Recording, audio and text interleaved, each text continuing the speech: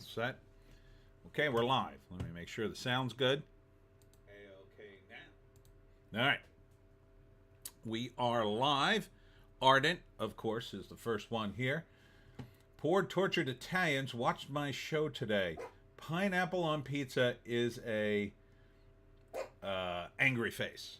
Angry face emoji. Yes, it is. Yes, it is. It's definitely an angry face emoji. Listen to how angry Joan is. Hi, welcome to the live stream where we do it live. Ardent says hello. Hello. JUC is here already. Hi, hi, hi. All right. Now it's a party. Joan, of course, is my sidekick for those of you who are new. So, it's already 7. Well, let me just tell you briefly my week.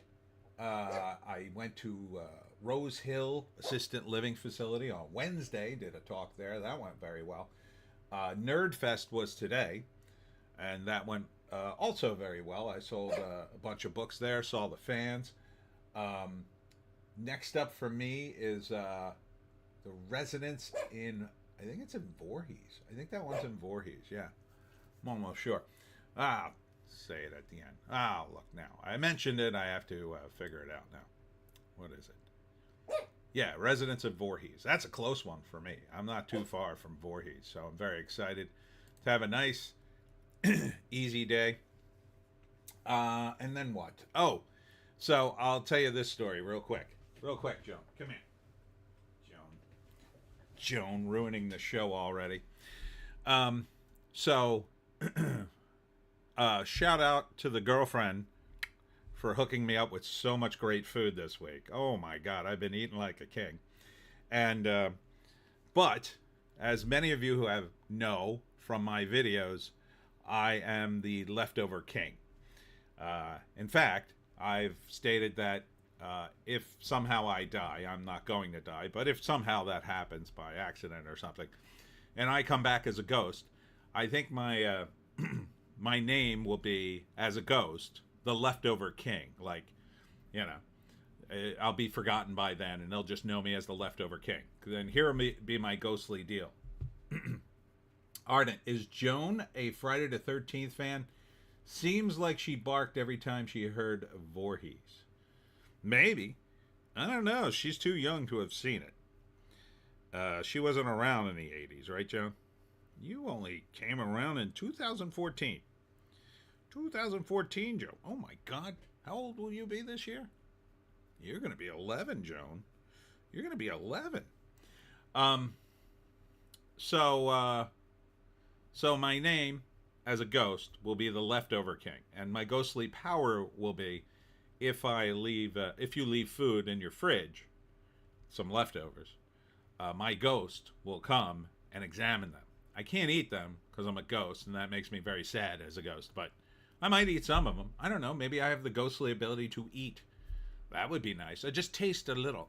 Ooh, this is a nice leftover. And then people will mysteriously find their fridge open, maybe little bites taken out. That would be hilarious. That would be a good way to spend the afterlife. Just sampling the various foods. And if I don't like it, you'll find it on the floor. Ew, gross. Which will be rare. But anyhow, my girlfriend, for various reasons, hooked me up with all kinds of leftovers. But she is not a big fan of leftovers as I am. She is very, very anti-leftover in many ways. Ardent, the Jersey leftovers devil. Yes. She's worried that I'll make myself sick eating the leftovers. So today, I had nothing but leftovers today. It was a great day. It was such a great day. So, I won't say who it is. A certain someone ordered a steak, and I happened to inherit it, and she didn't like it. So I ate it today for breakfast. Oh, it was delicious. I don't know, maybe because it sat in the fridge and it fermented a little. I don't know. It tasted delicious. So I had that, and then some leftover baked potato, but that wasn't very good. I only eat a portion of that. Then at lunch, I took a See, my girlfriend goes with me sometimes to restaurants, and she eats like a bird. And I feel bad to waste the food. And she really doesn't eat that much at all. So she ordered a hamburger, and she maybe ate a quarter of it. Maybe. And I was like, oh, no, we should take that home. So I took it home, and I ate it for lunch today. It was delicious. It was delicious and very filling. Very filling. And then finally tonight, and I know my girlfriend's watching now, and she's going to be very upset. I ate the leftover roast beef. Now that is at least 3 days old, and it's been reheated at least once, probably twice. And I was in such a hurry to get ready for the show, I didn't heat it up this time. I just ate it, and I used some leftover bread from a restaurant, and that was delicious. And then I had some chocolate cake, which was also leftover. So I've been eating well this week on leftovers, and I love them. Some of my relatives, they'll give me leftovers, and I love it. They'll just come up to me. Oh, we went to this restaurant last night, and so had the fish, but she didn't really like it all that much. So we thought of you. We took it home. Here, do you want it? And I'd be like, oh, yeah, I'll try this. Carter Chain is here. I just moved into a new place in D.C. So far, I've been eating takeout for most of the week. I still haven't unpacked much. Oh, be careful in D.C., Carter. Careful in D.C. I hope you didn't buy a house. If you're in the market for a house, I hear a lot of people are selling their house in D.C. So, and I hope you don't work for USAID, because that could be a problem. I hope you didn't move there for a job with the government, because that's not going to go well. Ardent, leftovers, a.k.a. cuttins, are a staple in my house. Most foods are fine the next day. Quite a lot is good for a couple of days. See, I'm not the only one. 3 days gets dicey, though, especially if it's in and out of the fridge. Well, it depends. So, like, dairy products, obviously, are the first things to go bad. You have to be very careful with dairy. If you have anything that's, I mean, if it's cooked, then you have more days. But a dairy product, like a cheese or something, that could go bad in less than 48 hours. It can get mold on it or whatever. It depends on, where it is. Carter, I'm renting a house and I got appointed to work at the USDA. Well, hopefully Robert Kennedy, who loves meat, is not going to fire you. He may give you different instructions, though, about rubber stamping the good meat. So, ooh, USDA. That's good. That's a good gig. That's a good gig. You must get the inside scoop on the meats. But yeah, so the dairy, that's the worst. That goes bad. That's the one that'll get you sick if that goes bad, right? The mayo or something gets too warm.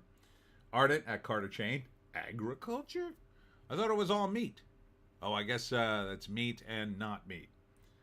But either way, RFK Jr. will be calling. But speaking of agriculture, that's the other thing that goes pretty quickly, a salad. You got maybe 12 hours on a salad. Maybe. Depends on what it's made of. You might last a day if it's very fresh and it's pretty crunchy and doesn't have a ton of dressing on it.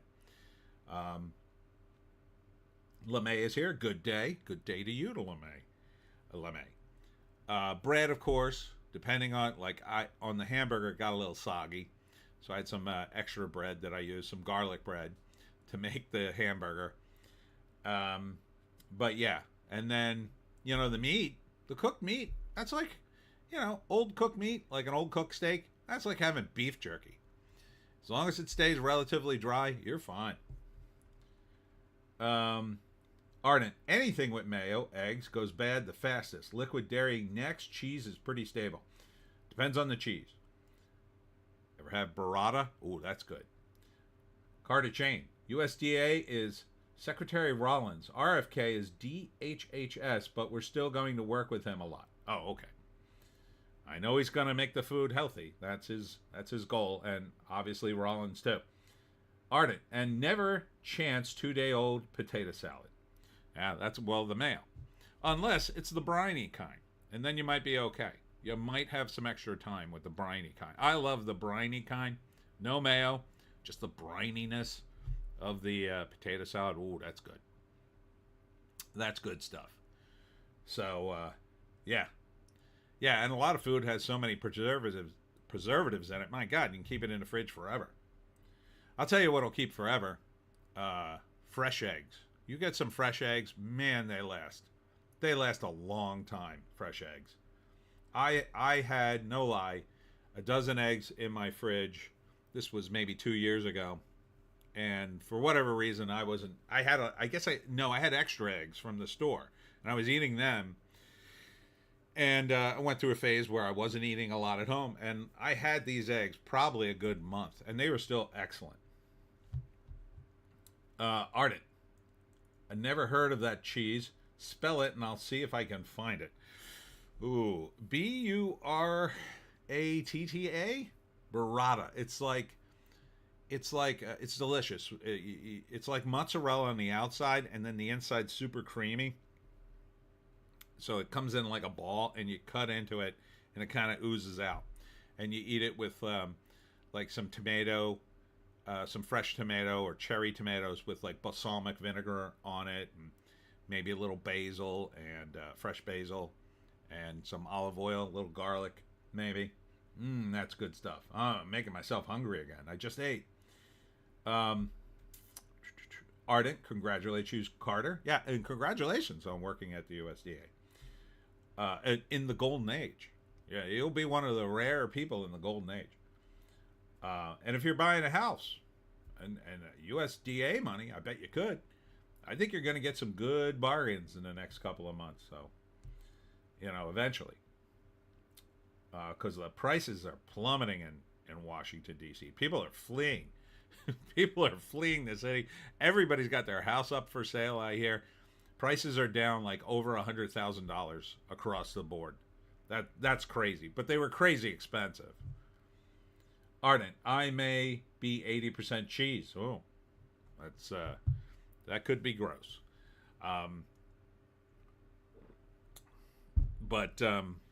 Yeah, cheese is just one of my favorites. All right, enough about food, or I'll talk about food for the entire stream.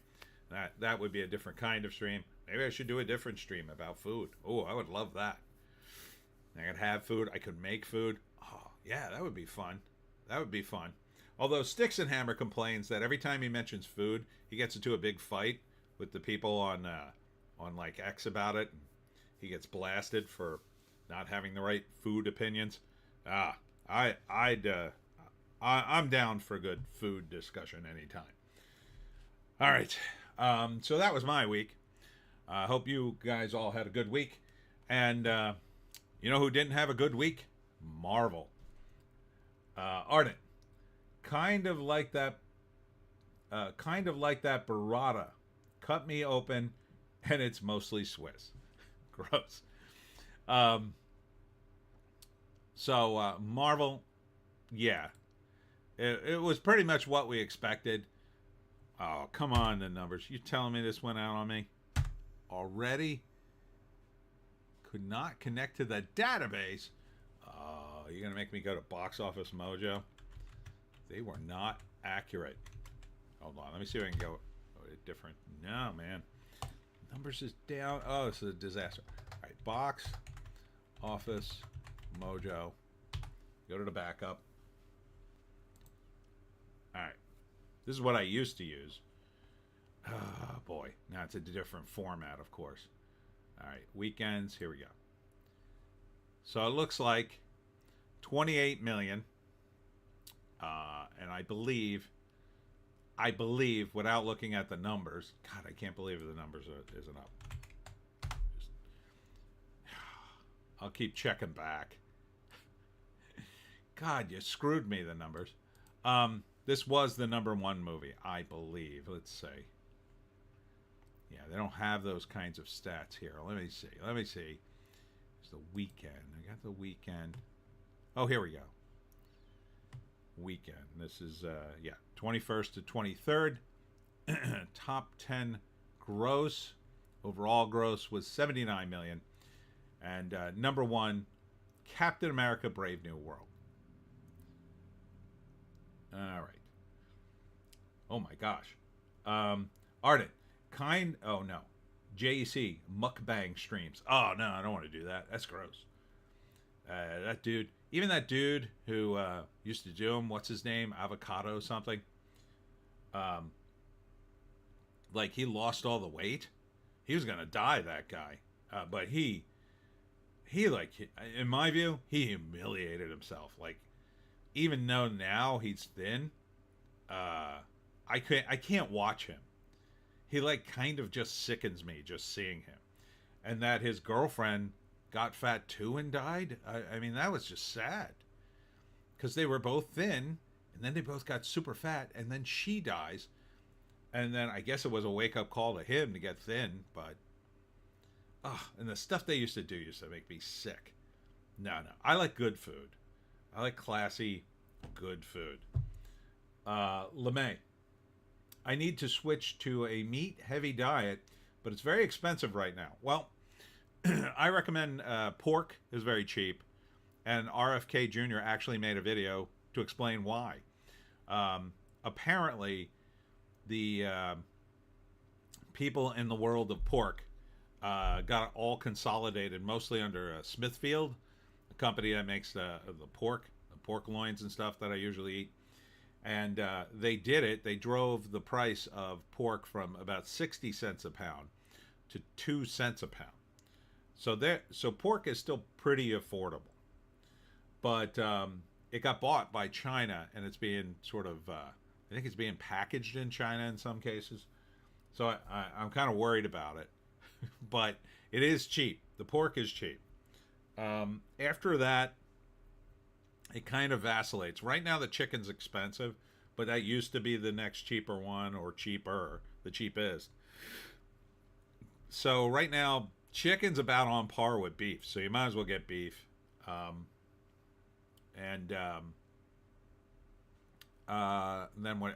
eggs, of course, they're going up in price.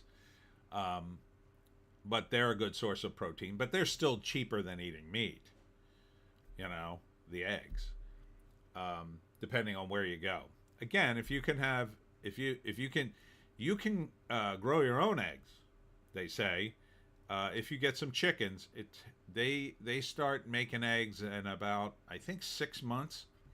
I think that's the amount of time frame. If you get them from chicks, within 6 months they're going to start making the eggs. So, you could consider it an investment if you have the space and want to invest in the chicken coop and whatever. The only downside of that is where there are chickens, there will be rats. So that is a problem. Like, my neighbors a few doors down have chickens, and they have rats. I know, because one of them crept into my barbecue one night and nibbled at the ignition button, and my barbecue wouldn't work, which was really annoying. And then one night I was checking the barbecue, and a rat jumped out of it at me. Thank God it didn't touch me, and then scurried back right under the fence to where my neighbor was. So that was gross. That was super gross. I disinfected the barbecue, repaired it, and kept it food-free for a few weeks, and now the rat never came back. I also put a rat trap in the bottom of it, but so far no nibbles. But that's the only downside. But the upside is eggs. Lots and lots of delicious eggs. You also might get foxes if you have any foxes in your area. But you get a lot of chickens. You wouldn't want to do it with just one. You'd want like at least 6 chickens, I would say. Thomas Massey built a really neat thing. And what it is, it's like a cage you put over your chickens, but it has wheels on it. So the idea is you let the chickens peck around and they kill the grass in one spot, but then you move it to another spot and they can peck around there, and then it doesn't kill the grass quite as bad. So Um, but yeah, it's tough to get protein. And then you got peanut butter. That's sort of on the bottom. But and then fish. I mean, I eat a lot of tuna fish. That's pretty cheap still. The dollar store has tuna fish, and I would put it up against the regular tuna fish any day. I mean, if you're gonna eat food out of a can, what are you gonna spend money for? You think StarKist is any better? I doubt it. I doubt it. Um, Ardent at JEC, I'd watch. Refresh at LeMay, yeah, and processed is terrible. Yeah, you probably want to stay away from hot dogs.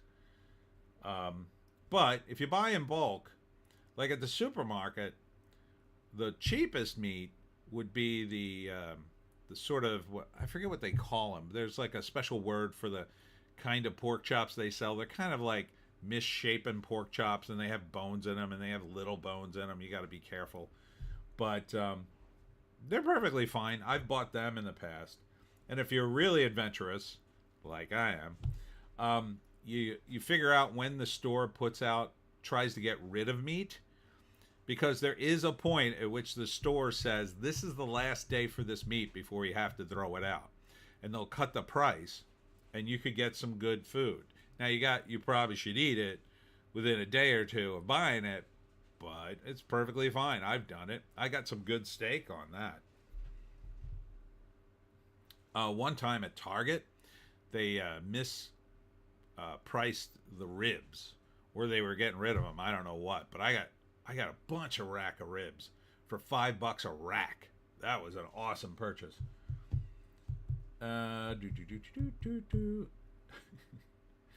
Ardent, eggs and fish are good. Shutting up about food now. Well, a little late for that. Oh yeah, mukbang and fitness interspersed.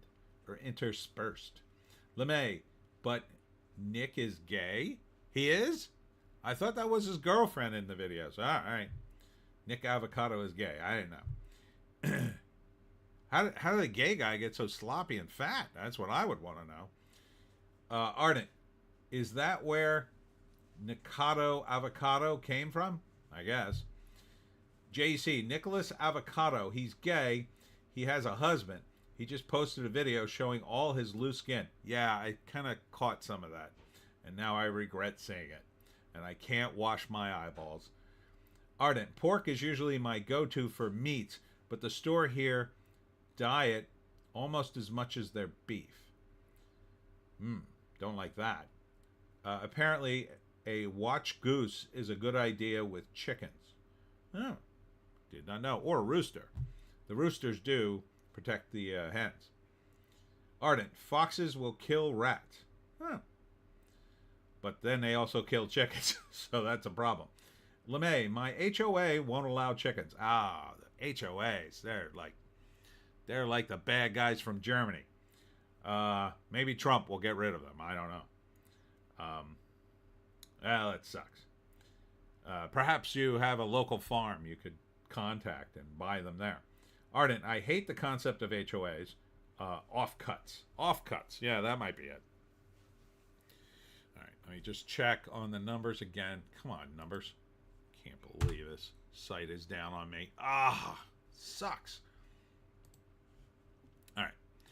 See if we got top 10 gross. No. So Brave New World was definitely number one. Let me see. See if they have. Yeah, this is just the weekend box office, and they lump it all together. Now, how the hell am I going to figure out what was... I got to find another site, damn it. Daily. What's the daily? Yeah, Captain America Brave New World every day, of course. Well, that's no help. That is absolutely no help. Let's see. Try clicking on this. Man. Oh, here we go. Here we go. Okay, this is what I wanted. All right, good. It's got a list just like the numbers. Ardent, hence the watch goose. Keeps foxes away, too. Really?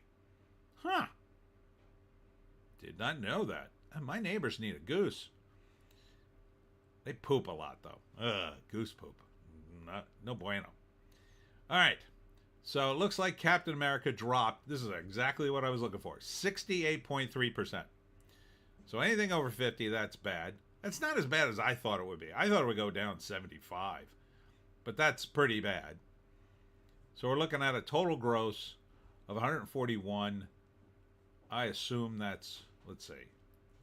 Is that without or with the I think that might be with international. No, it has to be more than that. Yeah, worldwide it's 289. Which probably isn't breaking even. The word is this thing may have cost upwards of 350 million or more. I mean, that's a crazy amount of money. And it may be even more than that. So, that's nuts. So 289 million. That probably doesn't even cover its production budget. Number 2, premiering at 2, is The Monkey, 14.2 million. And this is the highest grossing neon movie. So they're touting that. This is based on a Stephen King short story, I think. And they're kind of scraping the bottom of the barrel with King. They've adapted all his big books and his classic stories, it seems, and now they're down to his more obscure works. So, and he came back to X this week, by the way. So if you want to see Stephen King continue to make really bad political takes, I suggest tracking him down on X. And he doesn't seem very popular on X, I'll tell you right now. Especially after announcing, "Oh, I'm leaving X. No, I'm getting out of here. You won't see me. You won't have me to kick around anymore." Oh, now we have you to kick around. I've lost a lot of respect for him because he's been so vocal on the social media. He should probably stay off of it. Carter, was The Monkey cheap to make? You always say how horror movies are super cheap.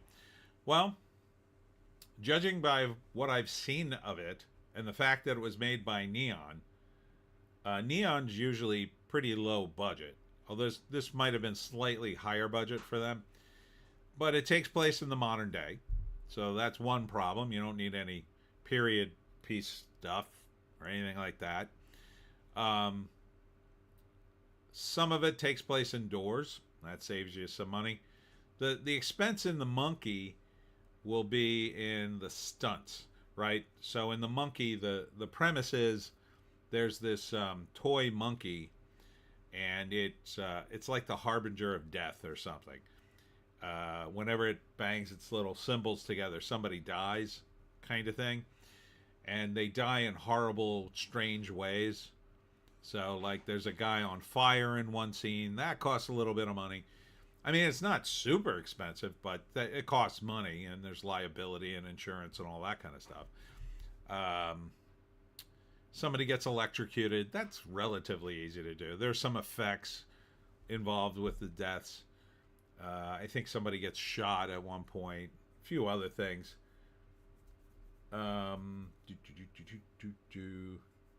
Ardent. Too bad they messed up the Dark Tower so bad. It could have been a decent series. I think they'll eventually come back and do it again once everyone's forgotten the old one. JC Neon, a studio. It's like a minor studio, like a production company. They've made a bunch of. They're kind of like A24, those guys, and Gravitas Ventures. They've been doing a lot of movies for a lot of years, lower budget things. Some more critically acclaimed kind of stuff, or meant to be. But this is a big movie for them because I guess they got the rights to The Monkey. Another way that the movie's kind of cheap to make is I don't think there are any name people in it. I don't think there are any name actors. Let's see. Here it is right there. The Monkey. Oh, Theo James is in it. That's kind of funny. He's sort of a name. Osgood Perkins directs it. I think he was the guy who did Long Legs, but that didn't do very well. Oh, Elijah Wood is in it? Well, he is a name. Theo James. Who am I thinking of? I'm thinking of a different Theo, I think. I'm thinking of that podcaster comedian. No, that's a different guy. But Elijah Wood, he's a name.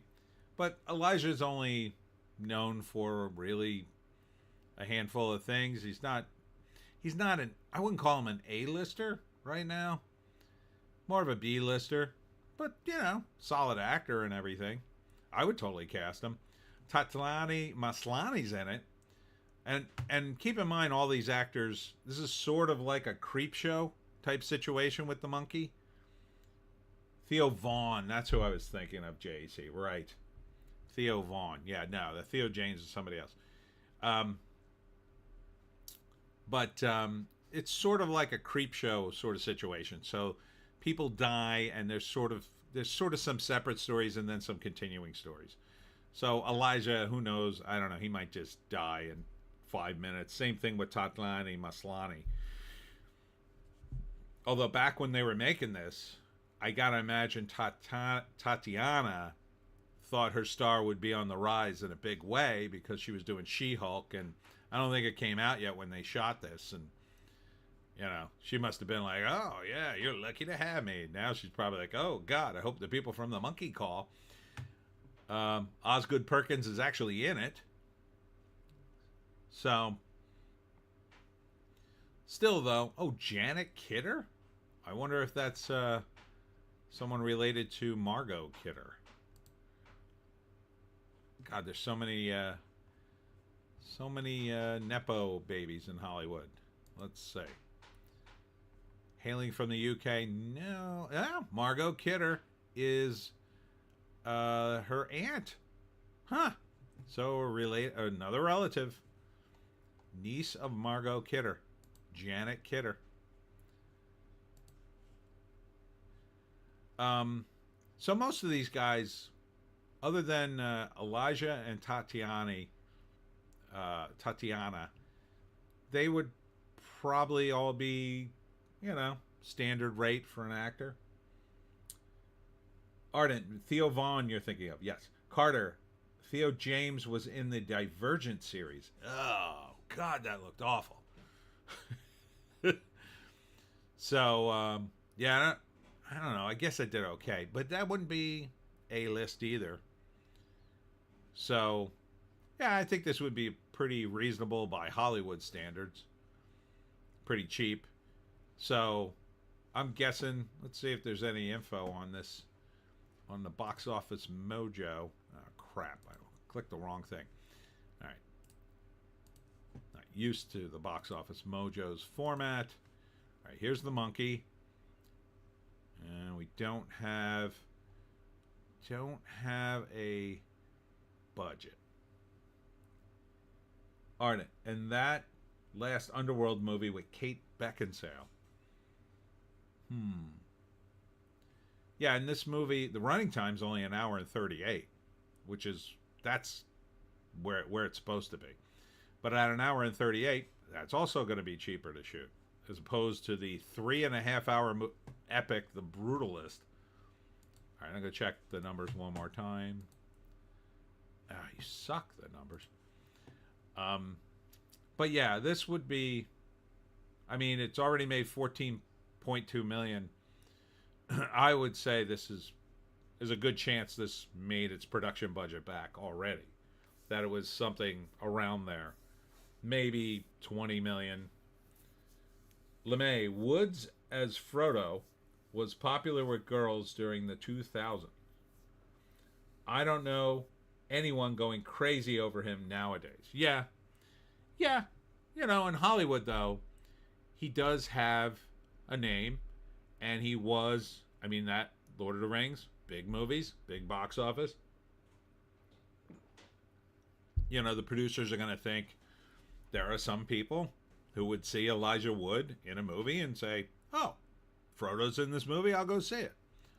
I would be one of them. I like him.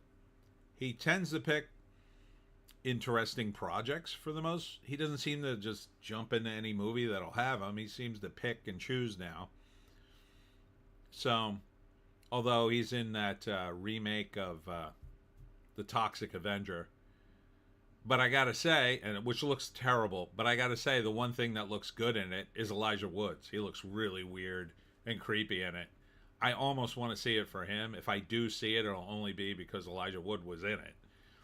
I definitely don't want to see it for Peter Dinklage. There's no way he should be the Toxic Avenger, but I don't know. He's got something to prove. Talk about a guy who should have been Frodo.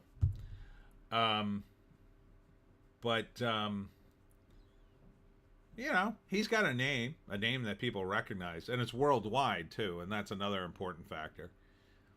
The Monkey will get worldwide release because it's a horror movie. It's Stephen King, and I was just having this discussion again at Nerdfest. There are three kinds of movies that go overseas. Horror is number one. Anything with action in it, and anything that's got TNA. In other words, hot girls. The reason is those three genres of movies translate into other cultures.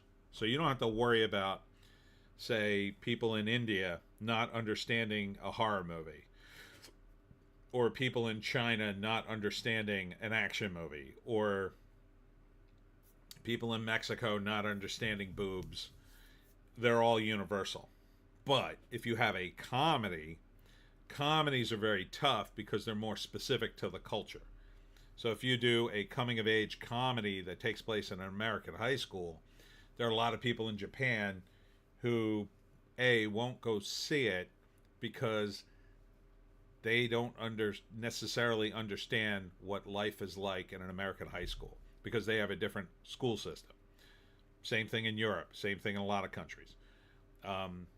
If you do a drama, dramas will tend to translate mostly if the themes are universal, but if the story is dependent upon particular locations in America and particular events that are only American, then it won't translate as well.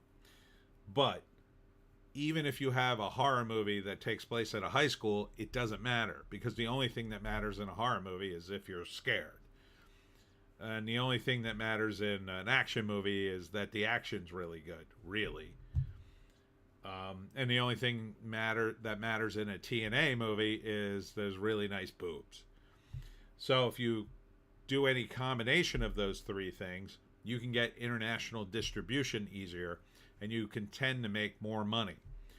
And so a movie like The Monkey would instantly qualify because it's a horror movie, and it's written by Stephen King, who does have international recognition already for his books and his movies.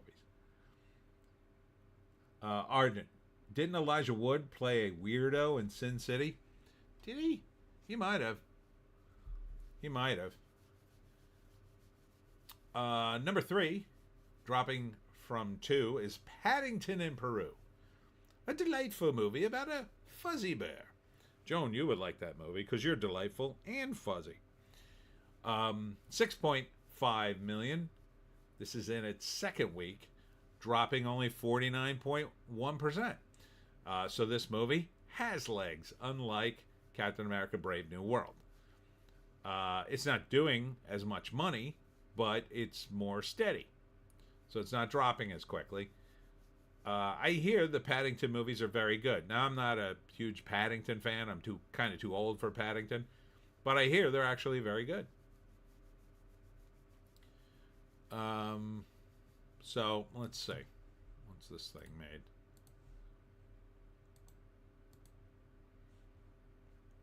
Worldwide, 150K. Oh, wow. The international is 125 million.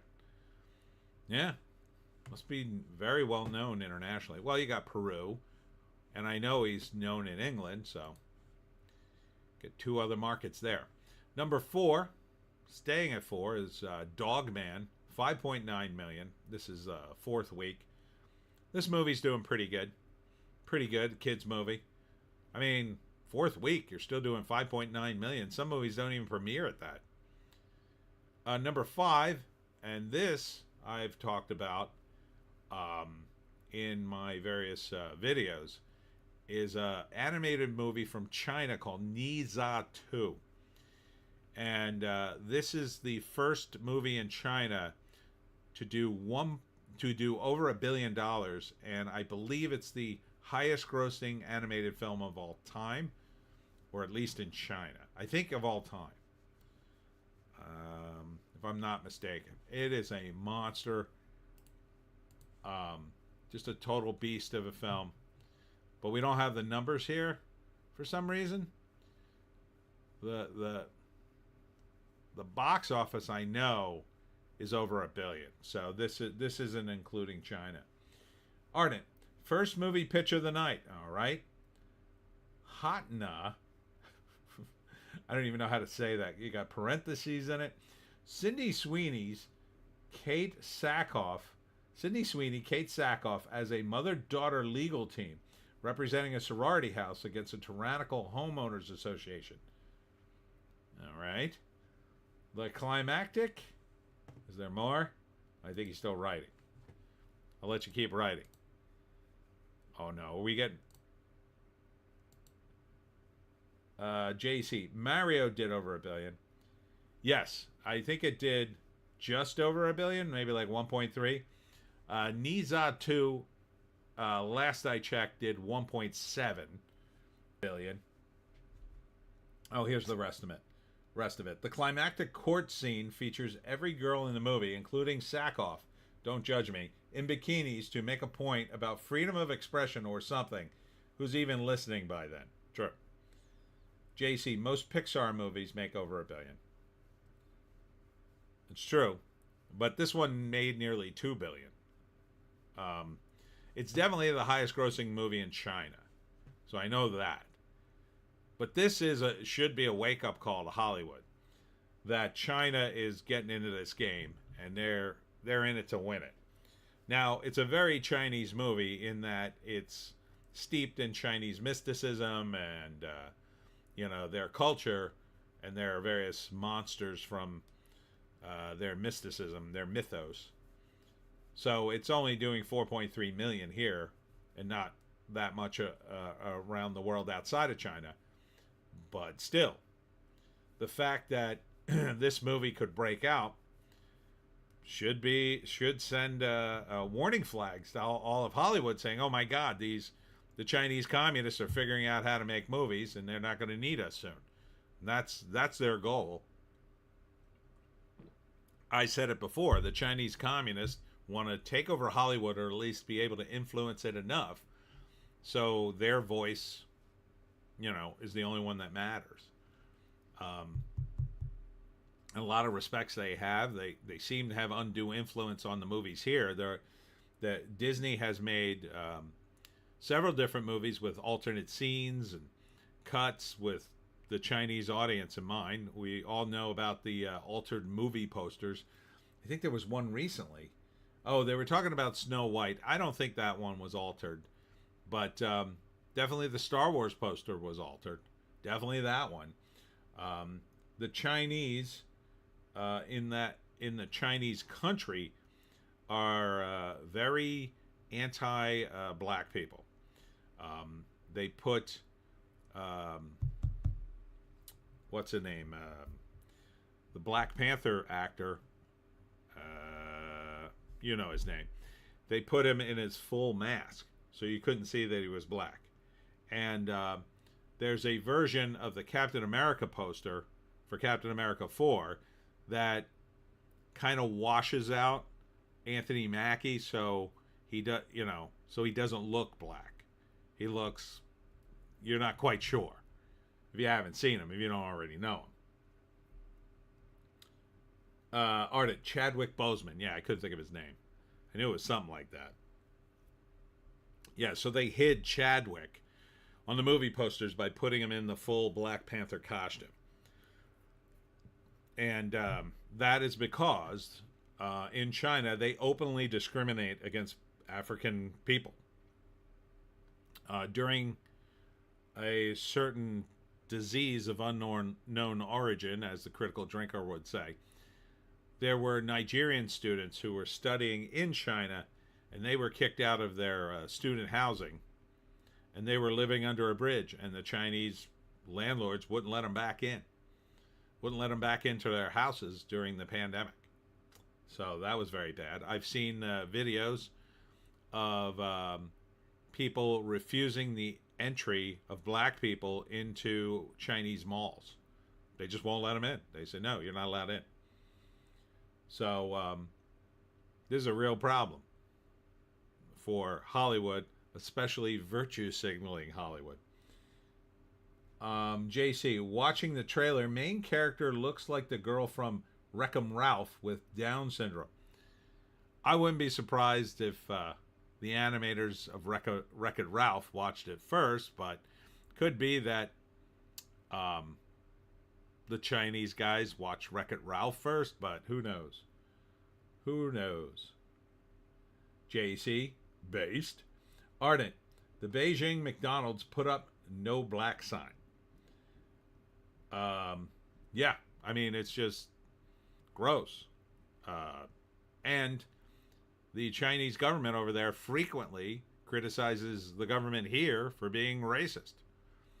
They are very openly racist in that country. So you got a lot of stupid college students here defending China, communist China. They're just stupid beyond belief when you find this stuff out. So Hollywood should be like setting off all the bells and whistles, saying we got to do something about this. We got to start coming up with a new way to approach China with our films. So, yeah. Or otherwise, they're going to be left out in the dust. I mean, you're going to have the Chinese communists make it. I mean, with this kind of money, I mean, think about it. They made $1.5 billion. They could take that money and make a lot of movies now. They could expand the studio. And they're not going to blow it like the American studios here. They don't have to worry about unions.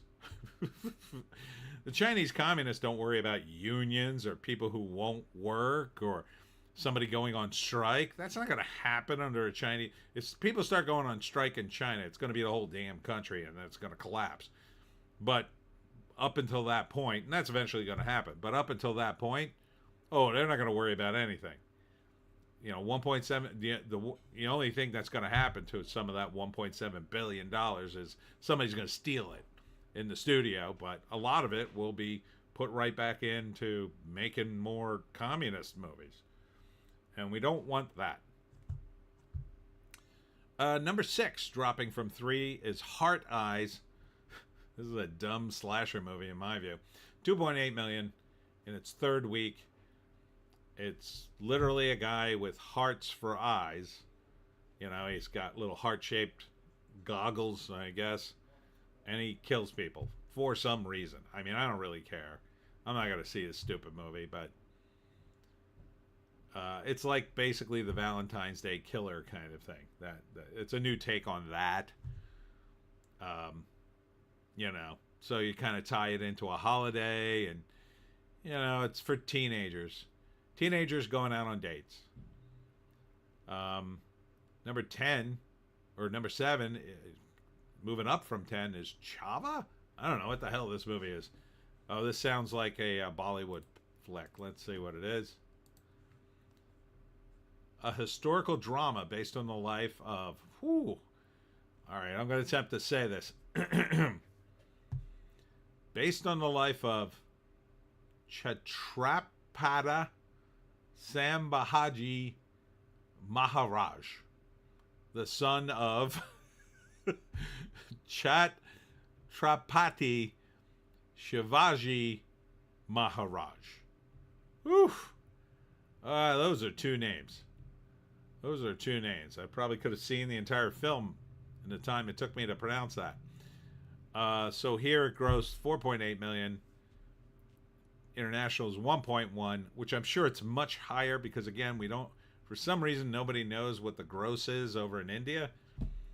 and worldwide it's 5.9 million. Or maybe the movie tickets are so cheap it registers as nothing. I don't know.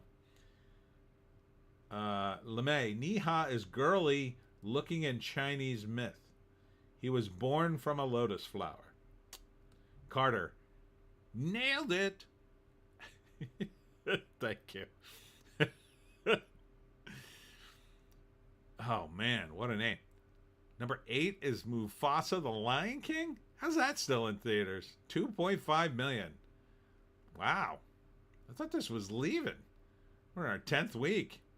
It's number 8 and still doing over a million. That's pretty good. Number 9 is The Unbreakable Boy. Oh, what the hell was this movie? I think I looked at the trailer for this. A young boy with a rare brittle bone disease and autism. Rough. But what makes him truly unique is his joyous, funny, life-affirming worldview that transforms and unites everyone around him. So it's one of those inspirational movies that I hate. No, I just don't want to watch these movies. They're boring to me. They don't have a lot of conflict, not a lot of action in those movies. Right, Joan? Right, Joan? The Unbreakable Dog. I would watch that. Starring you, Joan. Starring you.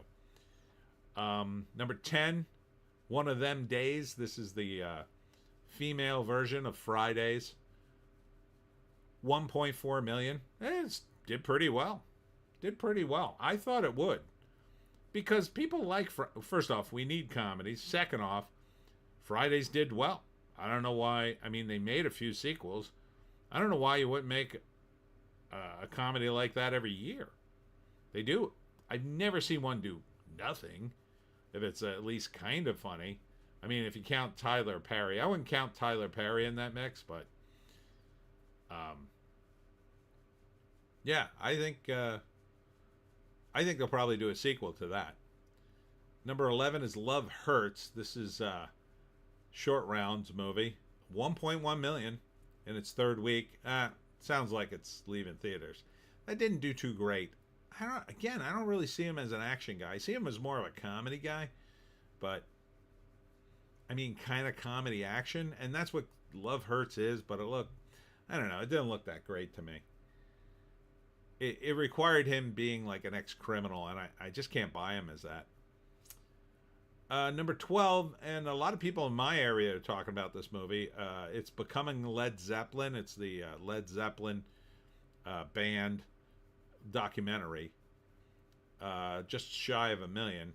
It's in its third week. Looks like it's already going out of theaters, but if you like the music and you like the band, this would be for you. It's a little late to make this. I mean, these guys started out, God, was it the 60s? I think 69. Been around a long time. I saw a Kennedy Center, or a clip of a Kennedy Center tribute to them. God, they look so old. They're just so friggin' old. Jesse SDF is here. Salutations, friends. Salutations to you, Jesse. Welcome. Arden says hello. Whenever I see something, I'm so glad President Trump took over the Kennedy Center and then gave it to, I think he made Rick Grinnell in charge of that. The Kennedy Center, they just like honor the oldest effing people in entertainment. People who are like 20 years past your prime, who are famous. Yeah, time to give you a Kennedy Center's honor so you can then finally go away. Like, and then they don't. Like, the guys in Led Zeppelin look so old. You just shouldn't be rocking and rolling that long.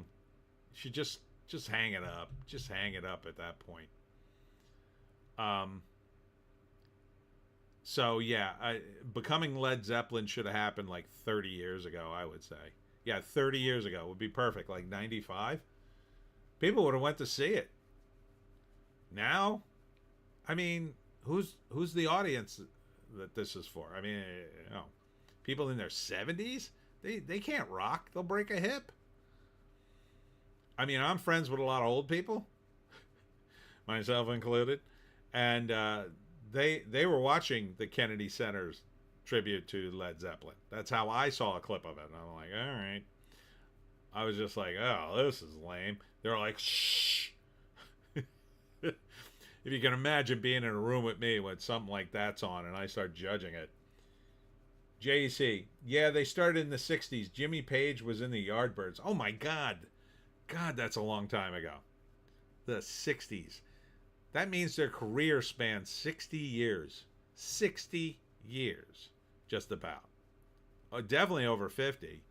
It's like, when you're in rock and roll, that is a young man's game. If there's any one thing that killed rock and roll, it's that the older guys, never got out. They just stay in forever. Rick Ocasek of the Cars, he was bringing up other bands before he died. He helped Weezer and a few others. I mean, he didn't help them for free, but he became a producer. That to me is the natural progression. Or if you're going to keep performing, you do it at like a casino, and it's a different kind of experience. You don't keep going out there rocking. I know people want to see you. Ardent, wasn't Clapton in the Yardbirds? Yep. Clapton's like the rare exception, but like he doesn't rock out. He never kind of did. He's always just standing on stage playing guitar. Never like going, he's just like, he's more of like an old blues guy now, kind of. I mean, he's not a blues guy, or he kind of is a blues guy when you think about it. Carter, I know a lot of young people, including myself, will watch it when it comes to streaming. Oh, I'll totally check it out on streaming. But for a movie, I mean, unless, maybe I would go see it in IMAX. That would be a good movie to see in IMAX, because it would be, the sound would be amazing. Jesse, I don't think my generation even know who they are. Oh my God. Now you're going to make us feel very old, Jesse. I feel weird listening to the Rolling Stones and other Nam-era rock, knowing that Cardi and Nicki and Drake is what is the norm. Yeah. Hey, listen. I was listening to that kind of stuff in the 80s, and people made fun of me for listening to old music. Okay? So imagine in the 80s, this is only like 10, 20 years after a lot of these bands were still relevant. And I was like, man, rock is dead. There's no good rock after 1974. And people would make fun of me because I was a music snob. Now, like, I still listen to that music, and like, it is so far in the past. It might as well be classical music at this point. And Cardi, Nicki, or Drake, can't listen to them. Just can't. I don't think I like any of their songs. Not a single one. Carter at Ardent. Clapton was in the Yardbirds. JC, all of Clapton and Zeppelin stuff is just amped up blues. Yeah. Jesse, that is crazy. Ardent, LOL, Jesse. For the love of all that's holy, if that's all you listen to, it isn't normal. There's a lot of great bands out there. Hell, at least listen to Weird Al Yankovic. Even he's old. JC, they know Led Zeppelin. You know Zeppelin. They got that one song, Rock and Roll, in that one car commercial. Ardent at JEC, explain why I love ZZ Top. Because everybody loves a sharp-dressed man. Because, they're bluesy too. A lot of the old rock and roll guys got their whole act from the blues musicians. They listened to old blues records, and then they sort of just jazzed it up with electric guitar. And I'll listen to the Stones all day. Oh, the Stones. I just put the Stones on all the time and listen to them. Ardent. No, it's because she got legs. Nice. But yeah, streaming would be about right for becoming Led Zeppelin. But again, people my age were like, oh, we should go see that Becoming Led Zeppelin movie. I'm like, JC, Black Betty is literally an old blues standard. I love that song. Yeah, some of the rock and roll songs are just blues songs that have been jazzed up. Jesse, I listen to Yankovic. It's just It's just and video games or movie soundtracks. My favorite movie soundtrack is probably Repo Man or the Blues Brothers. Ardent, BB King was amazing. Jesse, I'm a big. Oh, this is from Ardent. Jesse, I'm a big soundtrack fan too. Jesse, I like to listen to Nam Rock when I'm playing games set in that era. Oh yeah, that's cool.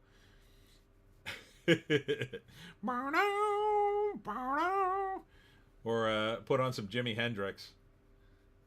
All around the watchtower, get to the chopper. Carter Chain, I'm 21 and I know several people who still play Hendrix, Clapton, and many others on records. Well, that's good to hear. Ardent, Jeff Healey and Stevie Ray Vaughan are also big music loves of mine. Fortunate Son is a requirement for Nom games. Yep. Number 13, A Complete Unknown. Speaking of old music, man, Bob Dylan. JC, my favorite soundtracks are the Train Spotting soundtrack. That one's pretty good. Or the Kids soundtrack. I don't think I've heard that one. Ardent, LOL. I ironically, I like the All Along the Watchtower version from Battlestar Galactica most. Oh, jeez. All right, Joan, I got to put you on the floor. You're too squirmy. Ugh. Yeah, so A Complete Unknown, the Bob Dylan biopic, $750,000. This movie didn't do well at all. It's in its 9th week. I think it's going to get a bunch of Oscar nods, but we'll see. Speaking of, LeMay, no symphonic music metal fans, or is that too new? Symphonic metal fans. Do you mean metal albums played by symphonies? That sounds kind of cool. Now, who did a groupie sleep with in that situation? Everybody? That's a lot of work. It's a lot of work to get backstage. Jesse, I love the Highwaymen with Johnny Cash and Willie Nelson, etc. My favorite soundtracks are How to Train Your Dragon and Pat Labor 2, Ost. Pat Labor 2 is an obscure anime film from the 90s. Yeah, I don't know that one at all. Ardent at LeMay, I like all metal in different proportions. Was a big new metal guy. JC, maybe it wins Best Picture now that they buried the trans-Mexican movie. Amelia Perez. Yeah, how big of a disaster was that for these people? Oh my God, that whole thing fell apart on them. I've never seen anybody. She wasn't even canceled. They didn't even cancel the trans woman. They just stopped talking about her. Like, don't talk about Amelia Perez anymore.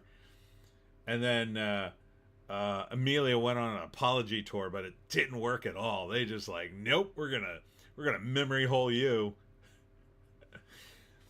They're trying to pretend like the lead actress wasn't even in the movie, or lead actor. I don't know how you'd say it.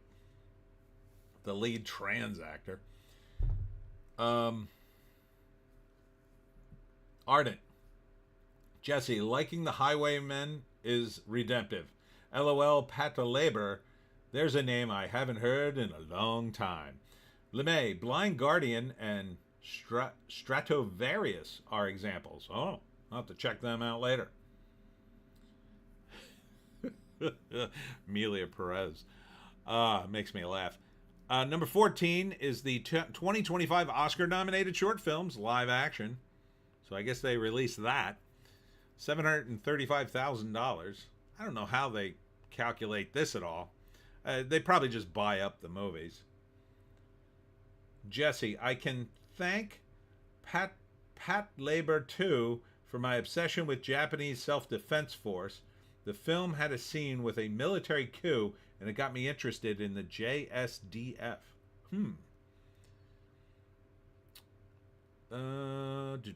Number 15 is Companion, dropping from 9. This movie's like already going to appear on like Paramount or something. JC, they did cancel the trans. She had sensible opinions about George Floyd. Can't have that. It just made me laugh. They like couldn't erase that person fast enough from Hollywood. Yeah, Companion. That trailer is really misleading to me. I mean, it turns out it is about an android girl or android robot that some guy's probably having sex with, but like that's not the trailer looks like he's torturing some poor young woman. Number 16 is Flight Risk. This is the bald Marky Mark movie. $610,000 from Lionsgate. This is directed by Mel Gibson, by the way, so I'm definitely catching this on streaming. He knows how to direct a movie. And the story goes something like, Wahlberg wanted to be in the movie, and then he said to Mel, like, I want to shave my head. I want to be bald. And Gibson was like, okay. So, I didn't think much of the movie until I heard he directed it. So, the trailer's okay. Topher Grace is in it. He's all right. I don't know. He's playing he's playing like kind of a criminal who's being transported. And I think Marky Mark is supposed to kill him. And then other people in the plane have to save him. So like the biggest names in the movie aren't the main character. It's odd to me. LeMay at Ardent. I listen to new metal. System of the Down. Number 17 is Moana 2. 500,000. Going out of theaters. Thank God. It was a monster hit. 13 weeks in theaters. Number 18, I'm Still Here. In its 6 weeks, $445,000. Forget what this movie is. I'm Still Here. What the hell was it? A mother is forced to reinvent herself when her family's life is shattered by an act of arbitrary violence during the tightening grip of military dictatorship in Brazil in 1971. That's very specific. JC, he was like, I want to take my hairpiece off. It's getting itchy. Carter N. Carter Chain, we always need more Mel. Yes. Number 19. Oh, this movie opened? Okay, the Cleaner opened. This is the Daisy Ridley movie where she tries to remake Die Hard. I would like to meet the idiots who decided that Daisy Ridley is an action star. I really would. I really would like to just meet them and call them stupid to their faces. Because this is the dumbest thing I've ever seen. So they cast Daisy Ridley as the main character in Cleaner. And so it's the same plot from Die Hard. Criminal activists hijack a gala, except, it's woke, I guess. Taking 300 hostages, one extremist plans mass murder as a message to the world. An ex-soldier turned window cleaner, that's Daisy Ridley, now works to rescue the hostages. It looks so bad. Here, I gotta find. Let me go to YouTube, and you gotta see the trailer. Hold on, okay, here it is. Hold on, I gotta turn off the sound. So I can't show you all of it, obviously, so here it is. And they gave her a pixie cut because, that makes her look more serious. Here she is, cleaning windows, looking like, who cleans the windows with like a setup like that? Aren't you supposed to be on the scaffolding? Ardent, why? Yes, exactly. Exactly. Oh, there's the scaffolding there. But, that's going to fall. And then she's got to beat the bad guys. JC, I like the idea of a window cleaner becoming an action star, but casting a woman is cringe. Well, there's a handful of women you might be able to make this work. Gina Carano, and I always mention her, and Ronda Rousey. Ronda Rousey, I don't think probably could act, but Gina Carano can act well enough for this movie, I would say.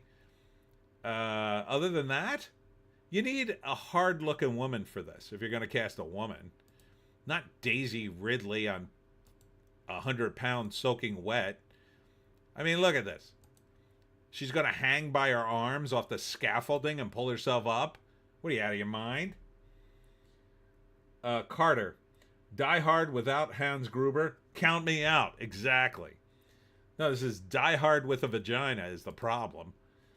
Ardent. Gina, Rhonda for sure. Gal Gadot wasn't bad if you make it a fantasy.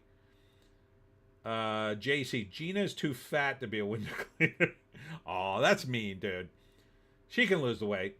Ardent. LOL. I believe Sydney Sweeney as an Amazon. JC. Just cast a man like a real movie. Yeah. Yeah, that would be my first inclination. Oh, Clive Owen's in it. Is he the baddie? Clive Owen would have been a good choice for the window cleaner. Jesse. I don't mind female leads, but it's just when they fight like men. How about a movie where the female lead outsmarts the enemy instead of black widowing her way through it? Exactly. Exactly. That's not the way women fight. They don't fight like bruisers. They're sneaky. A woman's going to be like, oh God, don't hurt me. Ah, scream. And then the moment you turn around, she sticks you in the neck.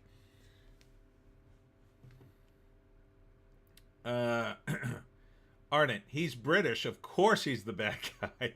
Alex Ogle is here. Evening, bigots. Now that Amazon owns Bond, maybe we can get Sydney Sweeney doing the silhouetted dancer, and illuminated 007 can pan around her body, ending with the 00 highlighting her boobs. Well, perhaps if 007 is gay, because we all know it's going to be destroyed under Amazon most likely.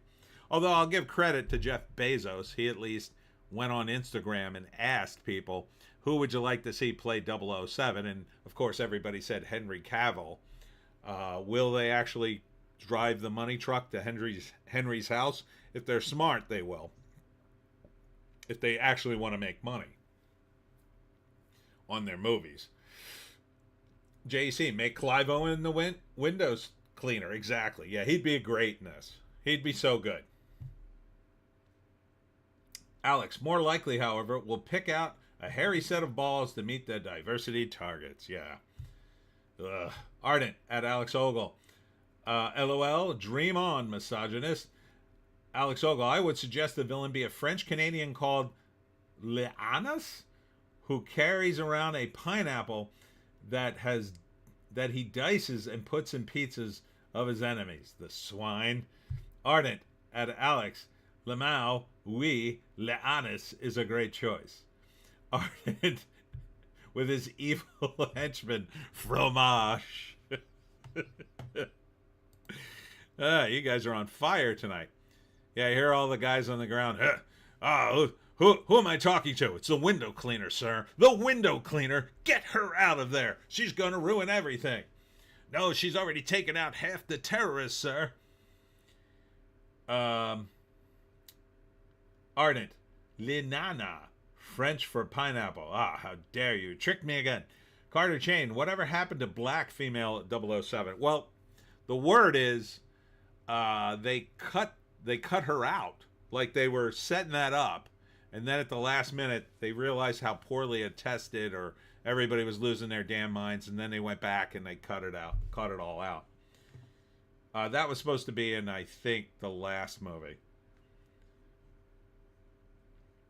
Ardent at Carter Chain. She DEI died. So, like, look how skinny she is. You don't get... Oh, who's that? You know who else would be good for this? Oh, God, I can't think of the actress's name. Hold on. She was in Winter's Bone. She'd be great in this because she's got such a hard look. Oh, what the hell's her name? I always think of her. She's a great character actress. She's a little too old for it, but... let me see. Is she on here? They have a picture of her. I don't remember her name. Yeah, I think it's Dale Dickey. Yeah, that's an old picture of her. She's a lot older. Yeah, Dale Dickey. She's in everything. She's a hard-looking woman now. Let me see if I can find a current picture of her.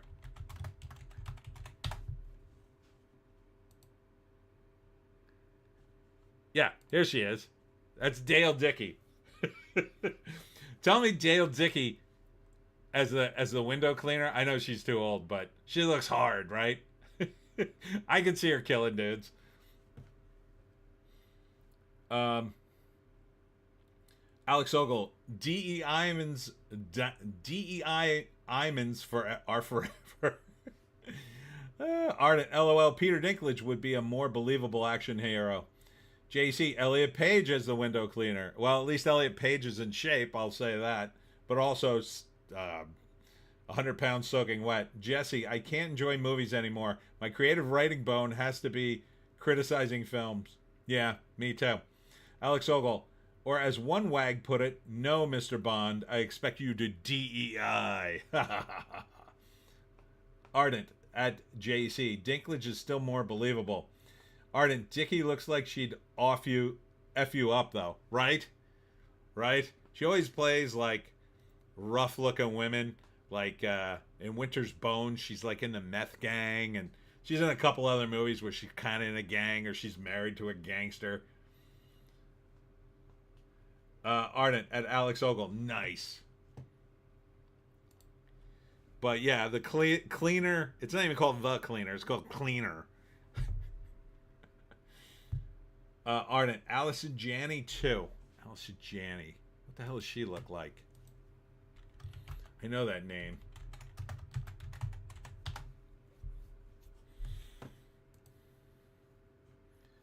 Yeah. Yeah, I could see Allison Janney maybe. She's got a little bit of an edge to her. I mean, if you were going to pick a woman. Is Gina Davis still acting as Ardent? I don't think she is. I think Gina Davis hit the wall and never came back. Let's see. See if there's a recent picture of her. I doubt you can find one.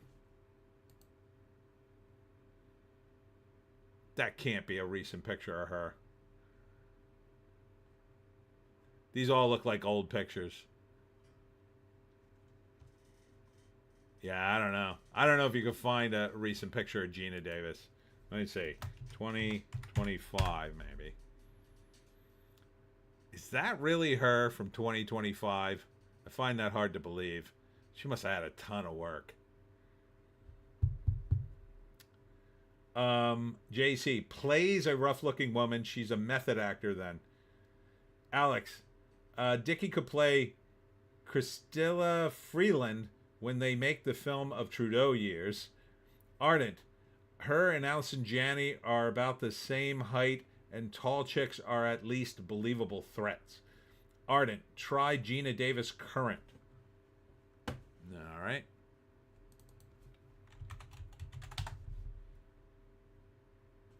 Oh, this looks current. Oof. Yeah, she doesn't look great. Not in that picture, but in her defense, it looks like she just came back from Chick-fil-A and is really not ready to see the public.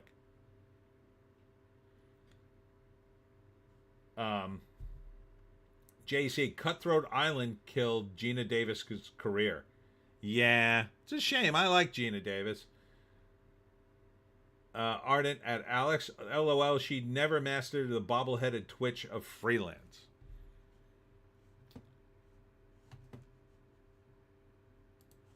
All right, moving back to this. Sonic the Hedgehog 3, number 20, dropping from 16. Another monster movie going out of theaters. In its 10th week, The Brutalist. This movie makes me a little angry because it's 3.5 hours long. Only made $37 million. I don't think there's any way this thing costs less than $100 million or 150, really. So I might see this on streaming, but I don't know if I have a week to watch it. Alex Ogle, oof, Gina looks like she could be the villain in the remake of DEI Another Day. JC, let's just vote Freeland out and forget about her, okay? You guys are the brutalist. Number 22, Legends of the Condor Heroes, The Gallants. What the hell is this movie? Did I see this trailer?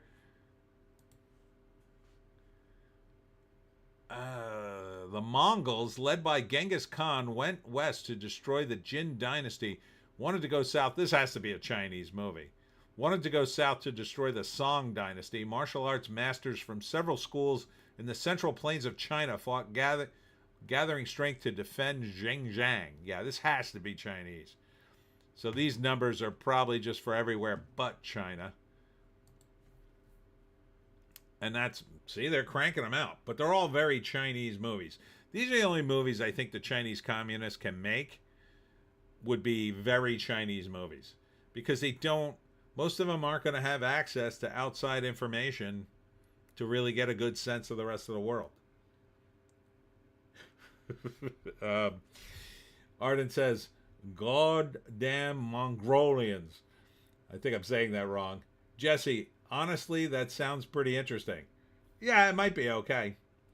LeMay, it is a Wuxia movie based off a book. Number 23 is Wicked, dropping from 19.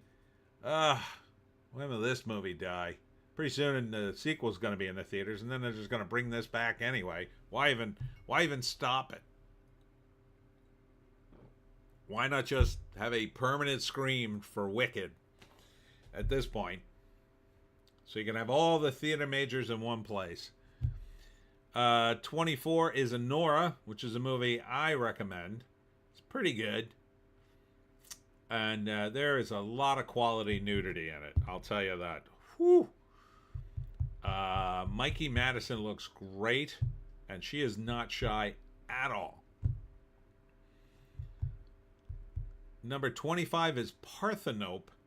What is this movie doing back in theaters? Wasn't this out of theaters?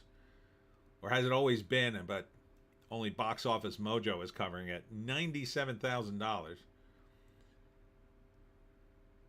It says it's in its third week. It must be been re-released. Jesse, I heard there's going to be a Kung Fu Hustle 2? Ooh, I would see that. 100%. Oh, that's long overdue. Jesse, I want to see it. I love the first one. Oh, everybody loves the first one. First one's amazing. JC, Wicked is nominated for Best Picture. When is the Oscars? Is it tonight? Is tonight the Oscars? I don't think so. How embarrassing if it is. The Oscars. No, March 2nd. What am I doing March 2nd? Nothing. So we'll be doing our Oscar podcast here. March 2nd is the Oscars, if anybody gives a flying crap. Alex, for some good Chinese accent action, see Ben Bankus imitating Toronto Mayor Olivia Chow on renaming Dundas Street. Is this going to get... I probably can't play it. It's on YouTube. Yeah, I shouldn't play it. If it... I can't play sound on YouTube. They always flag me. It's like they're watching me constantly.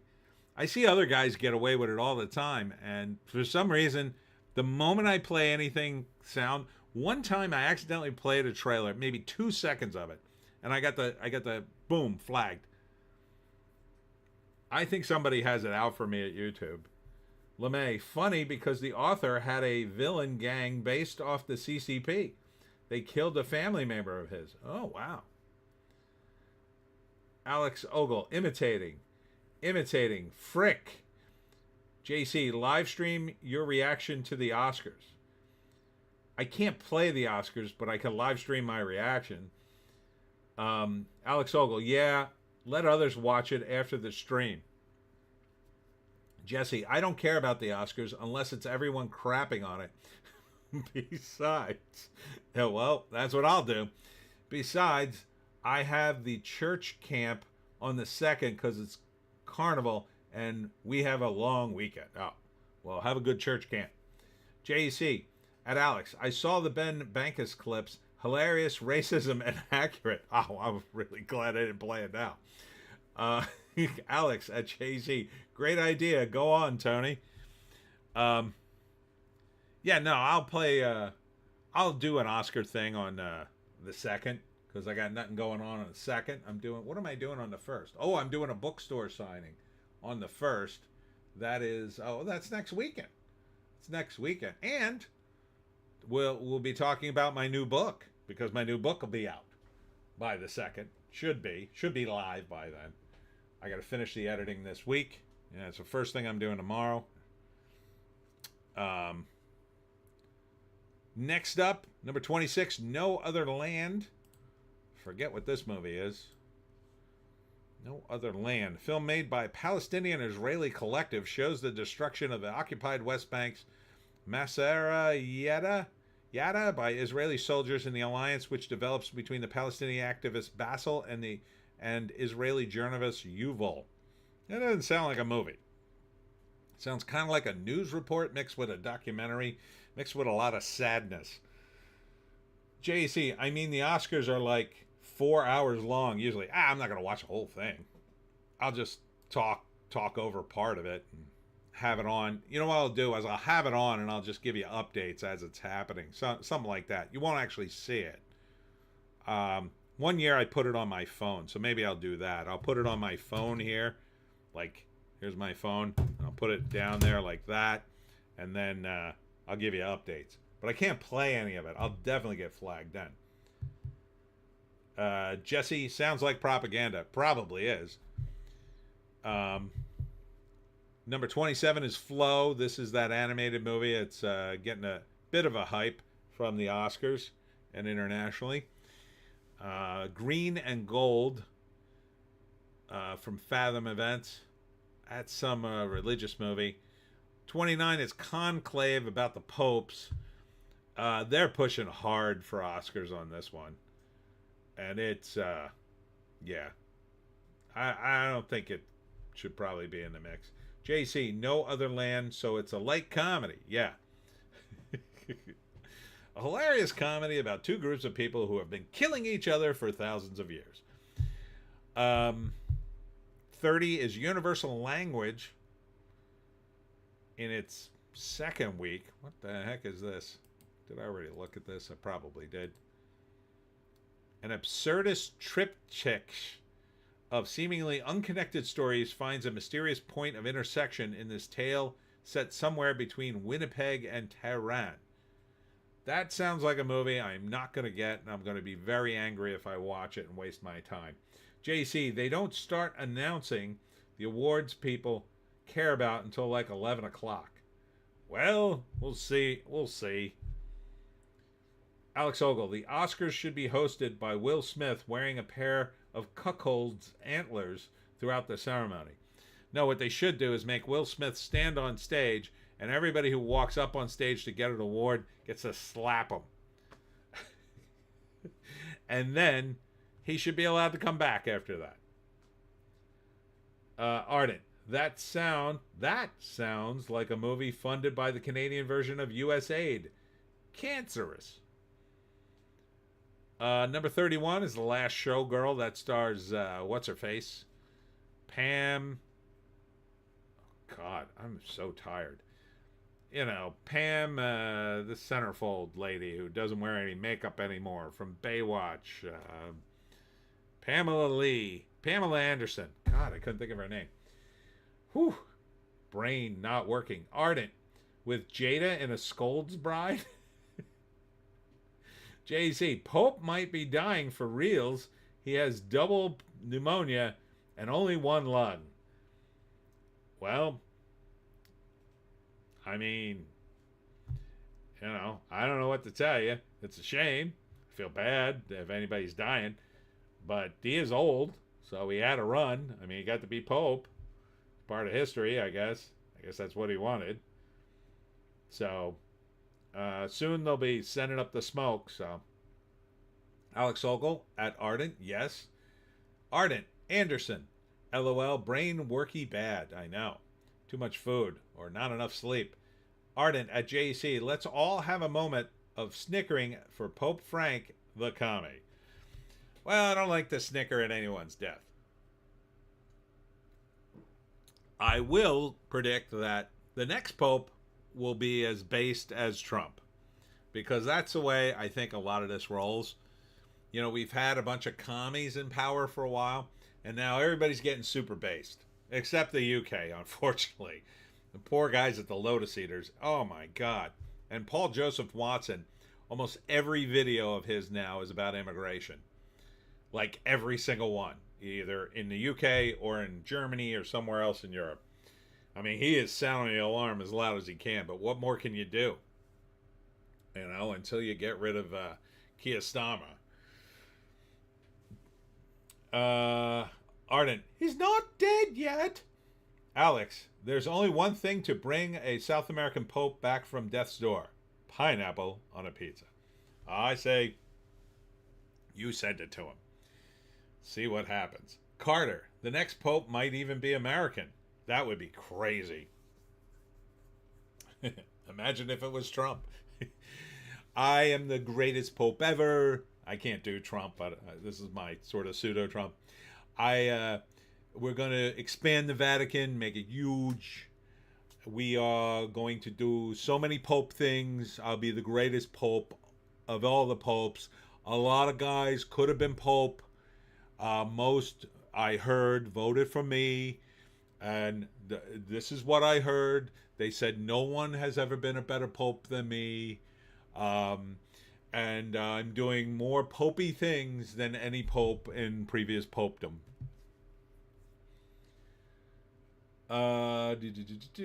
Ardent at Carter Chain. LOL. Be funny if it were Calvin Robinson. That would be funny.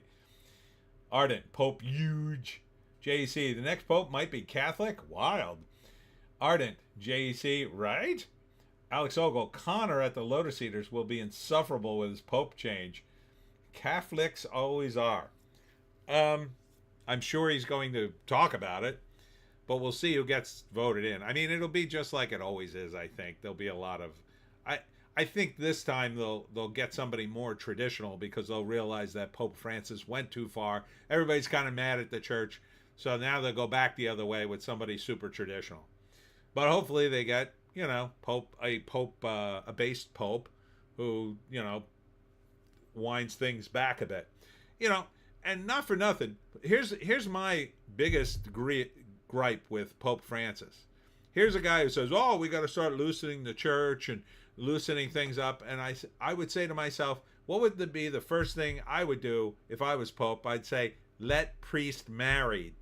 Let priests get married. Why wouldn't you do that immediately? Like, the reason priests can't get married is because during the Middle Ages, when the church was super powerful, you would have these guys who would get married and they would have kids, and then their kid would become the new priest, and they had these dynasties of priests who were super powerful because the church was powerful. But the church isn't powerful anymore, so it doesn't matter. Like, the reason they didn't have priests married was to avoid that. Now they don't need it anymore, so you might as well let priests marry so you can have some normal priests in the mix, if you know what I mean, and take care of another problem, or at least mitigate it somewhat. I don't see why they don't do that. It's crazy to me. All this stuff Pope Francis said and did. Why wouldn't he said, you know what, we should let popes marry? I mean, they got married before. What's the problem with that? You know, it'd be a proper marriage. Pastors get married. Let priests get married. Jesse, I feel bad for the UK. I love my British heritage being from a colony. The Indians here have more of an allegiance to India, but I prefer my British Empire heritage. Ardent, LOL, someone asked me today if I thought the anti-American sentiment in Canada was being created by government propaganda. I replied, does the Pope crap in the woods? Yeah, like, I keep seeing all these headlines about, oh, Canadians are canceling their vacations to the United States. Like, look, I live in South Jersey, and the Jersey Shore is like the Florida for Canadians. People from all over Canada come to Wildwood because it's like summertime down here for Canadians. When you're used to living at minus 30 degrees Fahrenheit, coming to Wildwood and it's 40 degrees on the beach, that's like summer. But it's not that many people. If like the Canadians stopped coming, I don't know if anybody would even notice. Be like, oh, it's weird. Not a lot of Canadian plates this week. Oh, I can park at McDonald's. Like, it's not that big a deal. It's not that many Canadians. You guys are all broke anyway. You don't have the money to come down here and go on vacation. Your money's worthless. So, our money caught up to you. So, that ain't gonna fly. So, the threat of like, well, we're not going to America. Maybe you should stay home and get rid of Trudeau. Illegally.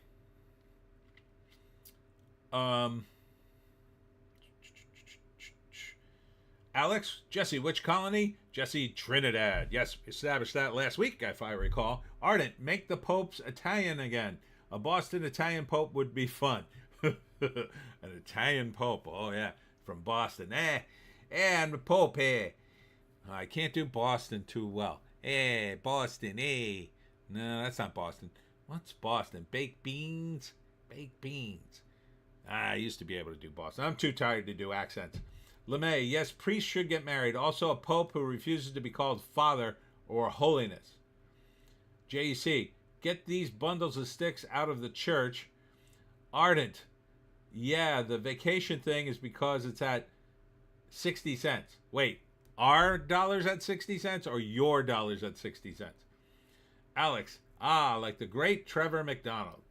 Ardent, LOL, same as our government, worthless. JC, why would you go to America on vacation? Why wouldn't you go someplace nice? Hey, Wildwood is nice. We have, what do we have in Wildwood? Well, we have the boardwalk, of course. We have Harry's Corner, which you get great gyros. Lots of arcades.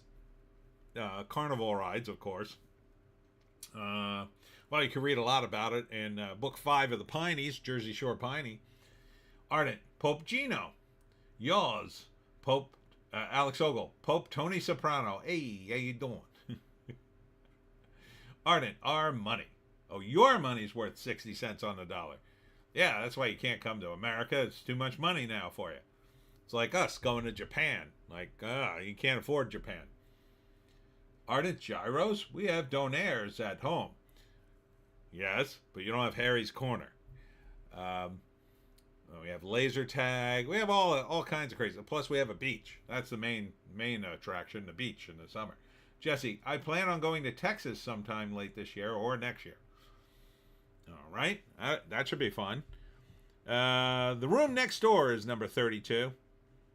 Another movie I forget what the hell this movie's about. Ingrid and Martha were close friends in their youth, but when they worked together at the same magazine, after years of being out of touch, they meet again in an extreme but strangely sweet situation. Okay, that sounds like a foreign movie. Number 33 is Baby Girl, made $12,000. This is a Nicole Kidman movie. I can't stand Nicole Kidman. Alex, Pope Sylvester Stallone. Yeah, now. Hey, I'm the Pope. Oh, wait. So hard for me to do accents right now. You know who does great Stallone is Kyle Dunningham. He does a whole little podcast doing Stallone. Oh, man, I can't even do it now. My throat's just raw. Ardent, Jesse making me jealous. At Alex, LOL, Pope Steve Buscemi.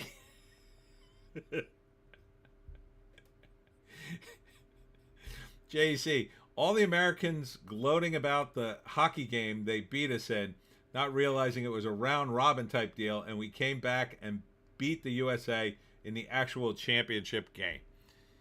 That is true. And, well, you win hockey. We still beat you at drinking syrup. Alex Ogle, Kyle is hilarious as sliced the Scalone. As Scalonians. Yeah, so Baby Girl is this Nicole Kidman movie where she bangs an intern and continues to act sexy for a woman her age. I kind of can't stand Nicole Kidman. I don't think she's a good actress. She ever since I saw her in Eyes Wide Shut, I just like, what the F is this woman doing? Acting, not one of them. Number 34 is Ex-Husbands. I think I saw the trailer to this. It's in one theater, made $11,000. It does not look good. When Peter Pierce flies to Tulum, crashing his son Nick's bachelor party, Peter realizes he's not the only man in crisis. Yeah, it feels like a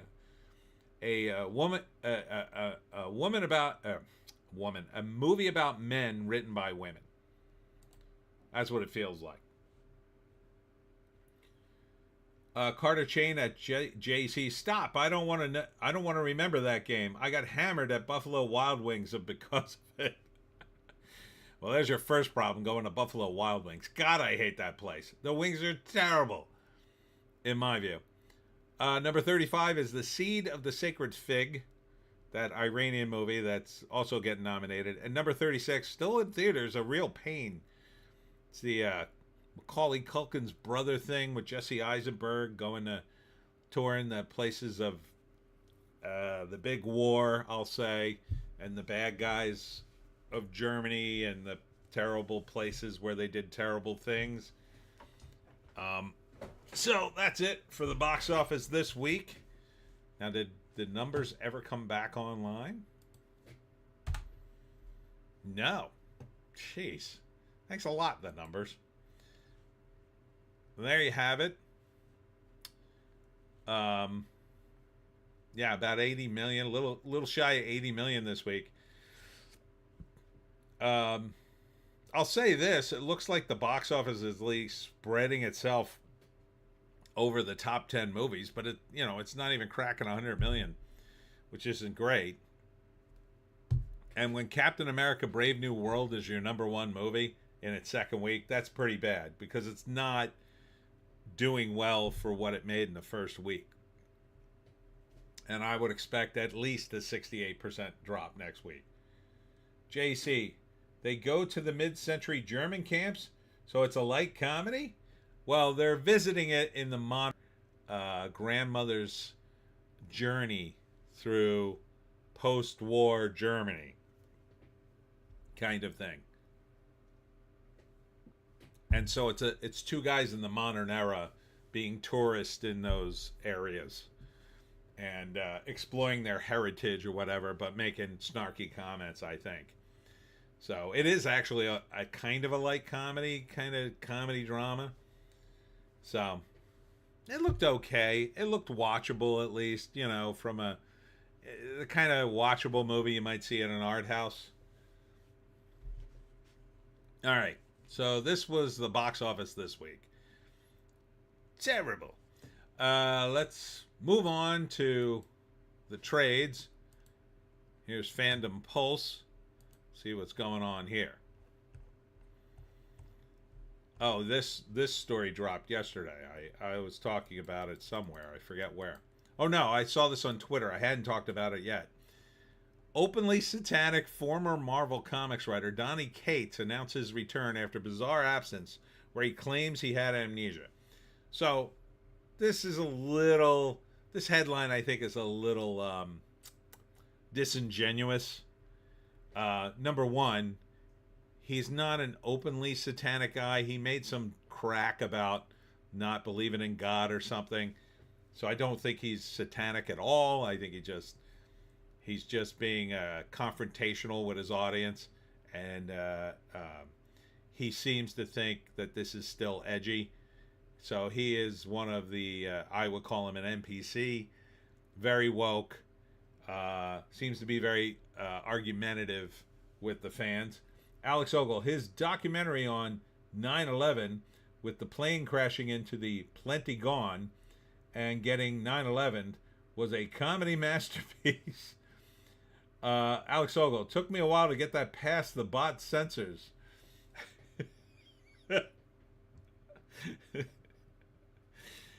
But yeah, so Donny Cates, is it Cates or Coates? I thought it was Coates before, but I guess it's Cates. Yeah, he's apparently he's super woke, and I don't know. And now he apparently was in a car accident. Now he claims he lost his memory for a period of time. He was basically coming home from the San Diego con, and I think he got T-boned on the way to the airport or something. And So it was pretty serious. He got pretty hurt, according to the report, and he may have very well forgotten like 6 months of his life when you get hit that hard. JC JDA being disingenuous, say it isn't so. Uh, yeah, I mean, I think this kind of stuff is I've been saying in my videos for a while. At some point, and I think we're basically in that point now. The people who do anti-woke content, I mean, I would include myself in that, but I'm not like hunting it down very hard. I really want to talk about movies. I really don't want to talk about politics all that much. I'm kind of burned out from talking about politics, quite frankly. I mean, I'll talk about it. I'll talk about anything, but, you know, I would like to go back to talking about movies and creativity and stuff like that. Um, but it's getting harder and harder to find a crazy liberal to make fun of for videos. It just is, because as things grind on, the normies are going to become more trad, because that's where the zeitgeist is going, and they want to. The whole reason that they're woke is they think everybody will like them if they're woke. These people aren't paid to be woke. Well, some of them are, but not many. But now it's like we're pretty much just left with the people who are woke because they think, well, I'll be a good person. Everybody will like me if I'm super, super woke. And when they all eventually realize that's not the case and nobody likes them, they will switch the other way. And they will say, oh, I'm not woke at all. I never was. I got tricked. I got tricked, man. It's not my fault I said those things. I totally recant them. Now I believe in Jesus. That's what they're all going to do eventually. And it's already started. I mean, I would say Russell Brand is probably one of those guys. I don't know that for sure. And there's a handful of others. There's that, I mean, Ashley St. Clair may be one of those people. She seems that way. She doesn't seem to be actually conservative. The Charlie Sheen and Denise Richards had 2 daughters, apparently. I found out this week. One's on OnlyFans, and the other's a born-again Christian. I think it might be totally fake because they're doing a reality show too, but who knows?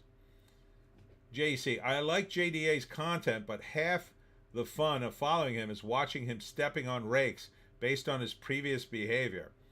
JC, Russell Brand is a WEF plant. If he is, he's not a very good one. I can't see myself following Russell Brand into the WDF's machinations, but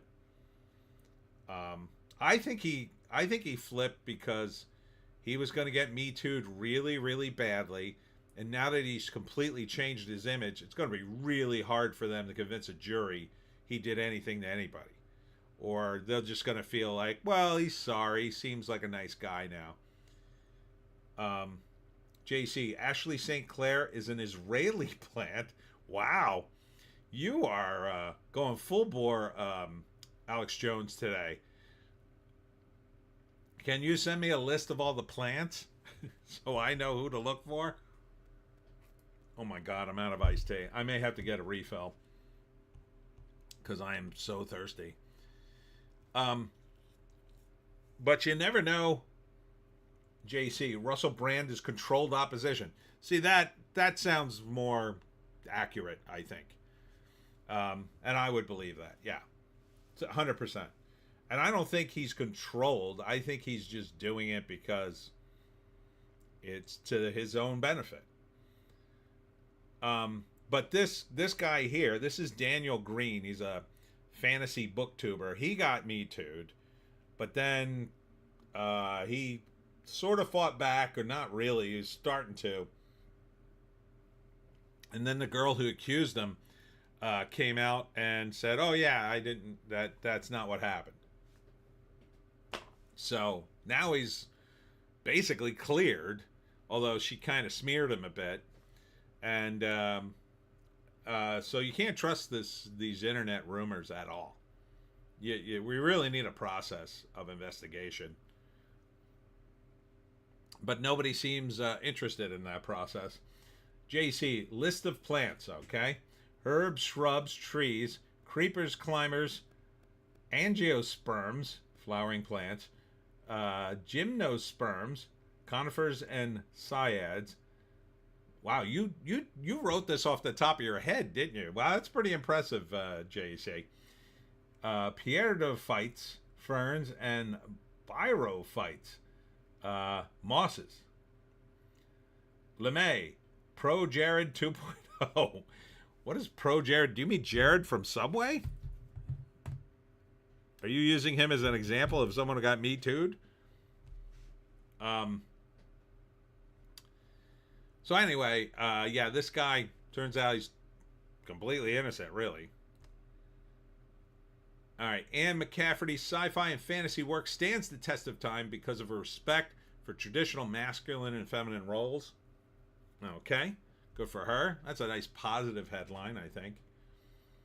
JC, there's a bunch of photos of Russell Brand partying and being buddy-buddy with high-ranking WEF people. Yeah, but a lot of, I mean, Trump met those guys, Tulsi Gabbard, a few others. That doesn't necessarily mean anything, but I see what you're saying. JC, I copy and pasted a list of plants off Bing. Ah, I thought you were super smart, dude. All right. This guy.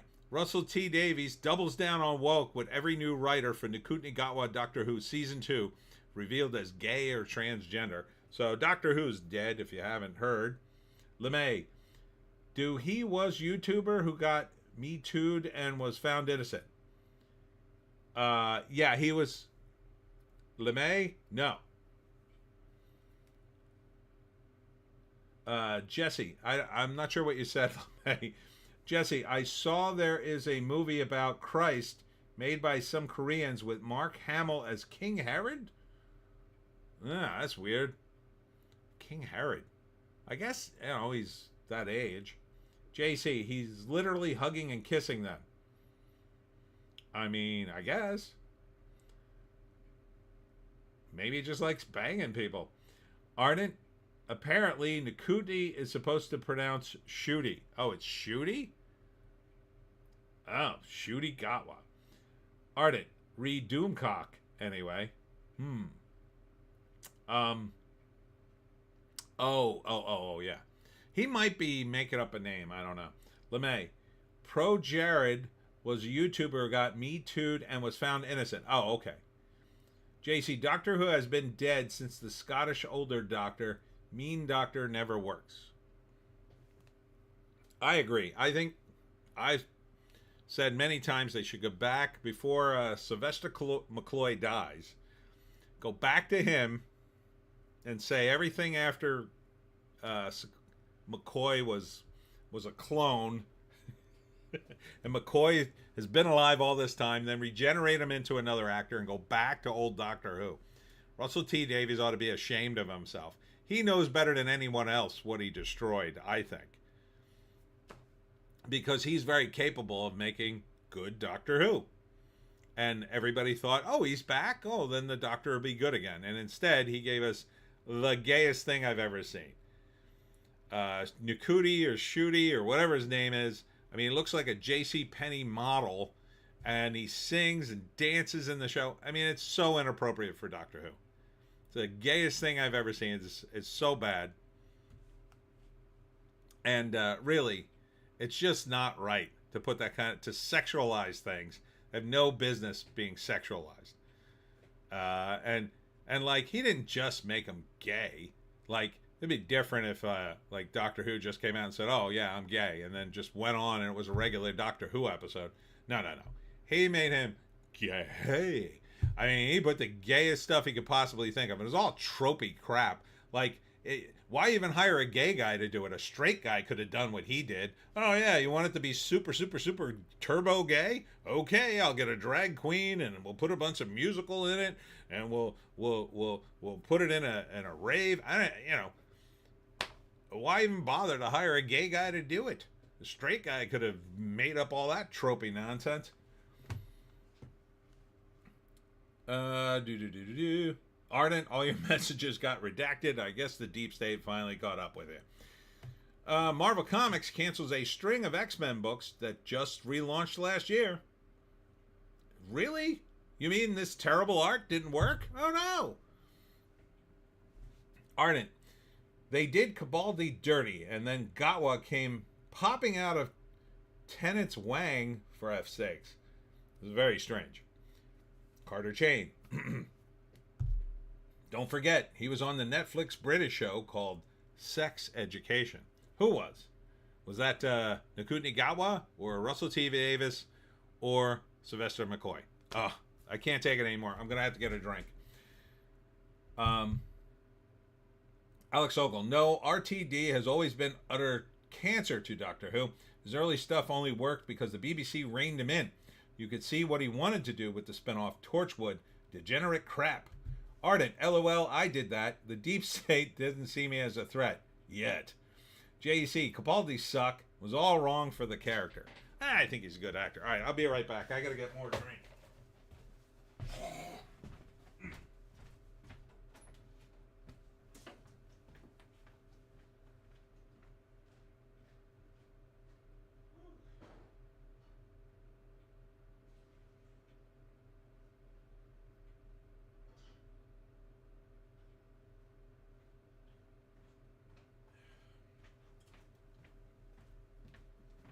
Sorry about that. Whew.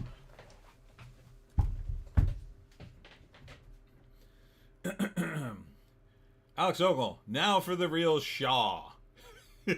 Ardent, Joan, you can't say that about the blacks. Hey, Storebangs here. Doctor Who, more like Doctor Who's gonna slam my behind.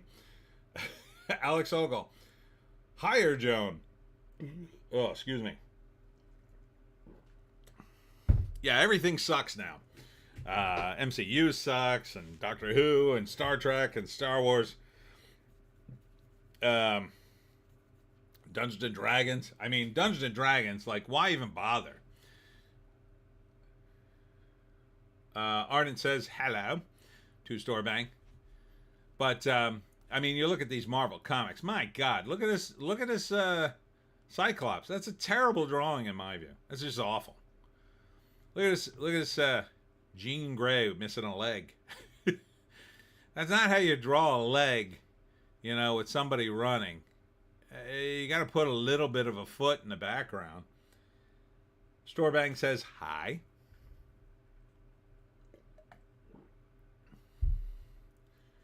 Alex Ogle, Cabaldi could have been a great Doctor Who, but the writing had gone bad. There's a lot of memes with Capaldi, I'll give you that. Ardent, I thought Jean was rogue at first. Oh yeah. It's just bad art, I say.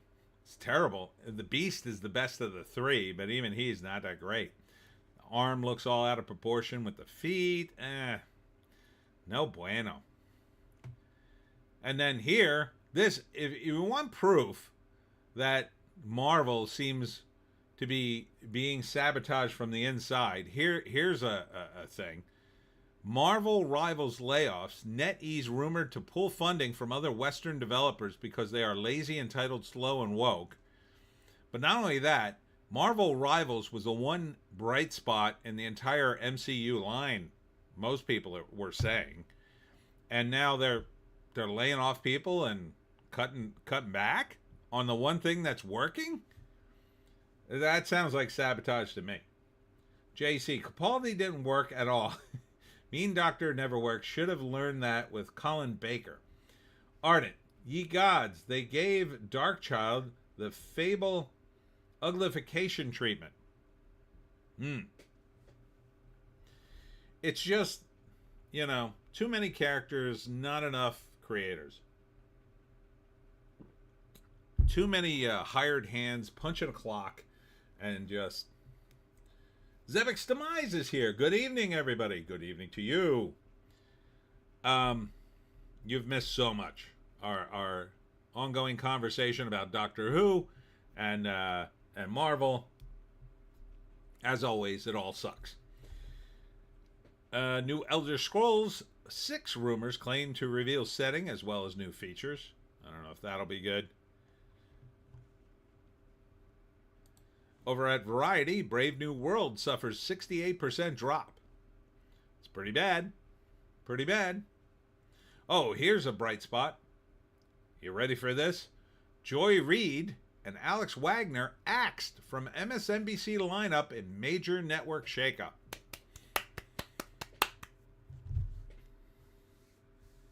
Zevek's demise, LOL. Ardent at Zevek's demise, you missed Joan giving a series of Roman salutes and goose-stepping while Tony was getting a drink. Alex Ogle at Zevek's demise, welcome to the Bigots Therapy Group. Ardent at Alex, LOL. Yeah, Joy Reid is finally gone from MSNBC. I can't imagine why. I wonder if she'll blame racism, said somebody on Twitter. Oh my God. What an absolute pox on television Joy Reid was, in my opinion. Weird looking, crazy, bad opinions all day long. Ardent. Yes, ding dong, the witches are gone. I mean, is MSNBC finally going to make the switch to conservative stuff? Man, I'd get whiplash seeing that. Alex Ogle, huzzah, the racist bigot had her day. Ardent. ABC said they were moving away from toxic influence. Yeah, good luck. Good luck with that. Then you'll see how really phony these people are. Imagine the ladies on The View. I've always said Trump is a good man. Oh, yes, we've always said that. Ardent, two angry old hags named Joy. Zevek's demise. Joan, really? I guess it's no surprise. Gotta keep you away from Dankula's dog.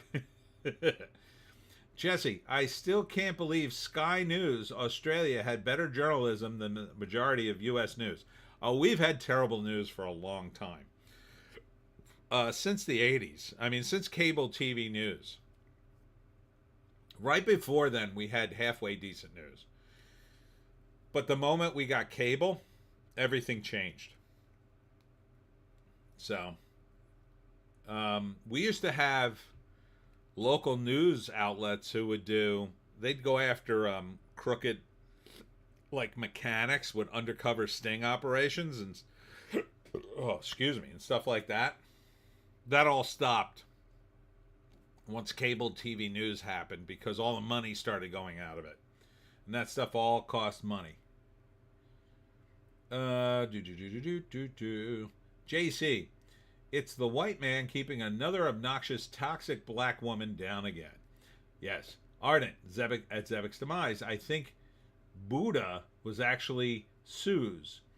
Jesse, I gotta bounce. I gotta work for tomorrow. So good night, fellas. Take care, folks. Good night and peace, Jesse.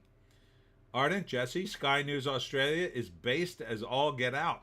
Alex Ogle, Az seemed gobsmacked in his stream earlier at the terrible box office of Brave New World.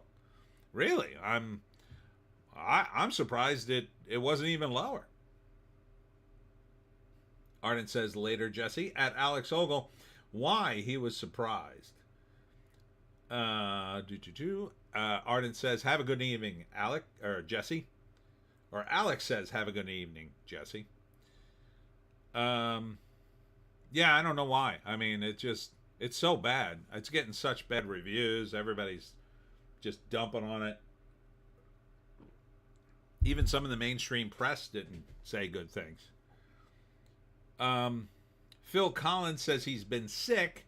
I mean, very sick, describing his disinterest in recording since Genesis' final tour. Well, if you're sick, you don't feel like doing something. And especially since you have millions and millions of dollars. I wouldn't, just concentrate on getting better. That's what I would do. All right, let me try this. There we go.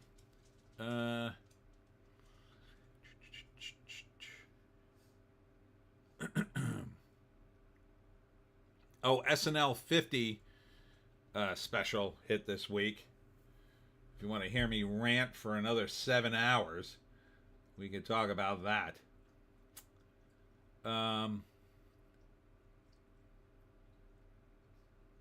Alex Ogle at Ardent. He was shocked that it was as low as it was. He expected it to be bad, but it surpassed his expectations. Ardent at Alex. Oh, yeah, I could understand that. Marvel's worst flicks have usually done pretty good numbers, but that could only last so long. LeMay. They do have some investigative reporting here, mostly with housing. JC. He's sick? He's been listening back to his old records or something? Ha ha ha. Zevek's demise. Phil Collins is old. Did you see him on the DiMeo interview? I did not. But yeah, I've seen pictures of him. He does look very old. I mean, yeah, it's time to retire. Like, it depends on your job. Like, I'm a writer. I can write until you find me dead on the keyboard. It doesn't matter. But, because my work is the book or the words. And it's not me. You don't see me. But if you're on TV or movies or in a rock band or whatever, part of it's you. You got to have the energy to do this stuff. And if you're old, you just don't have the energy. And if you're sick, that's even worse. JC, he looked old since the 1970s. Well, he's been bald since forever.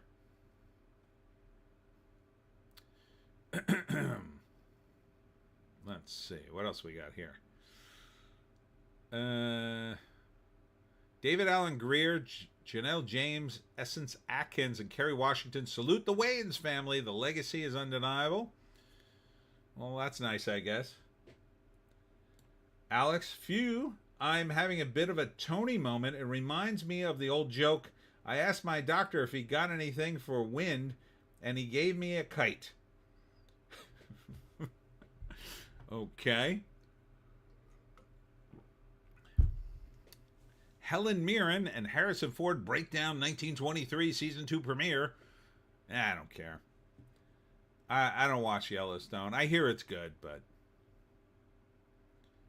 Joy Reid, sudden exit from MSNBC exit. Joy Reid's sudden MSNBC exit and how she let queer viewers down. So, right away, what about the gays?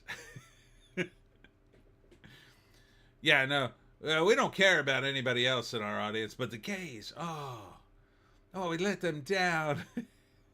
Who's going to be championing the gay? I don't know, everybody else on television and in your station in particular? All right, moving on to Bounding in the Comics. Oh, this was a hilarious headline.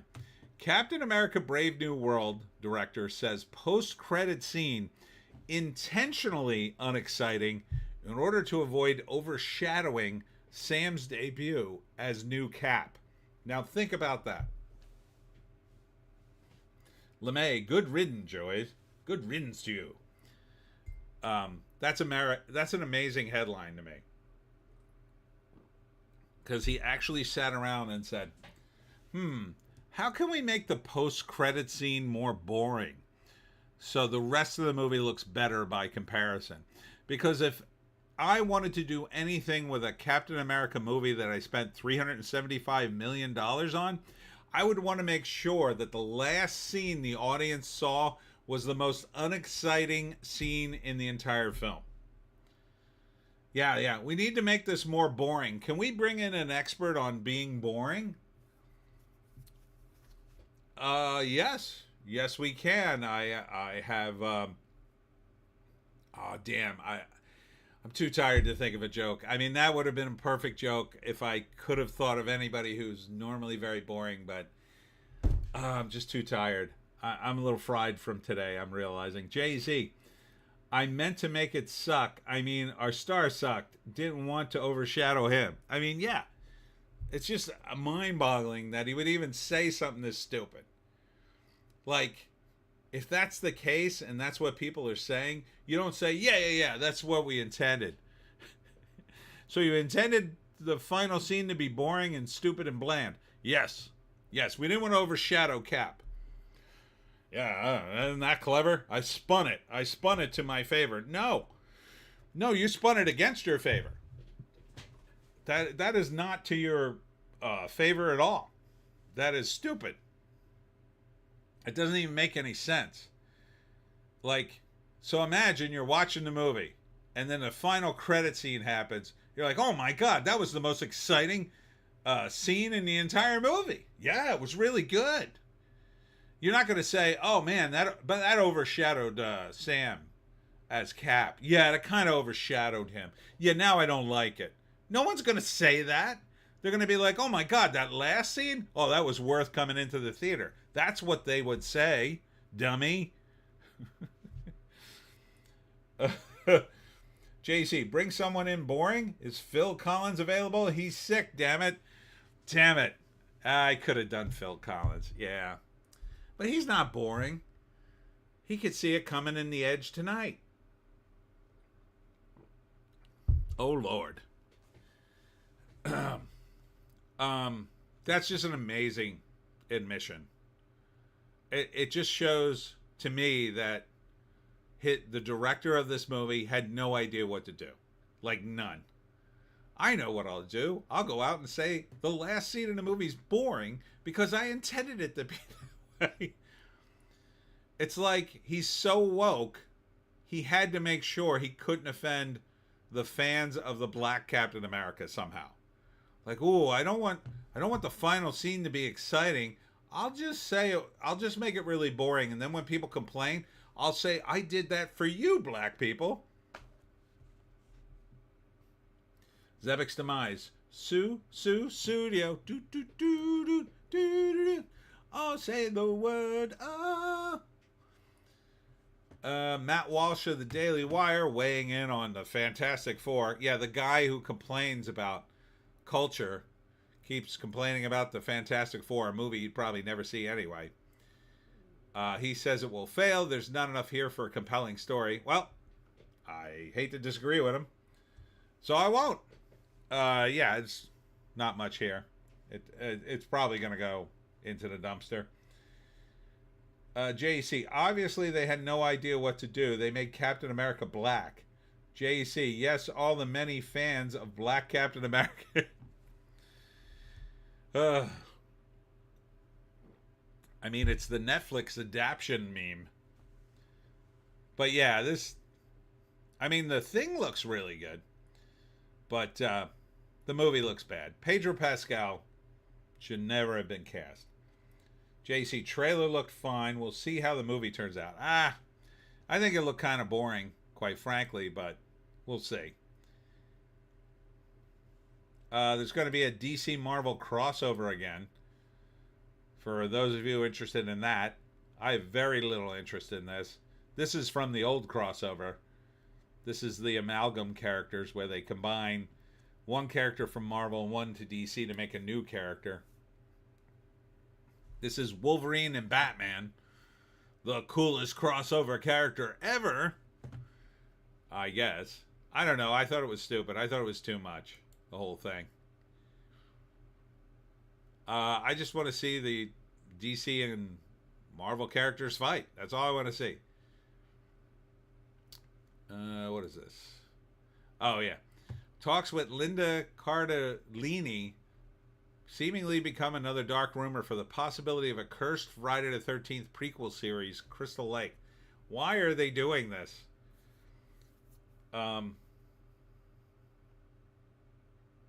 JC, I liked the Marvel DC when I was 8. It was fun. JC, Dark Claw, bruh.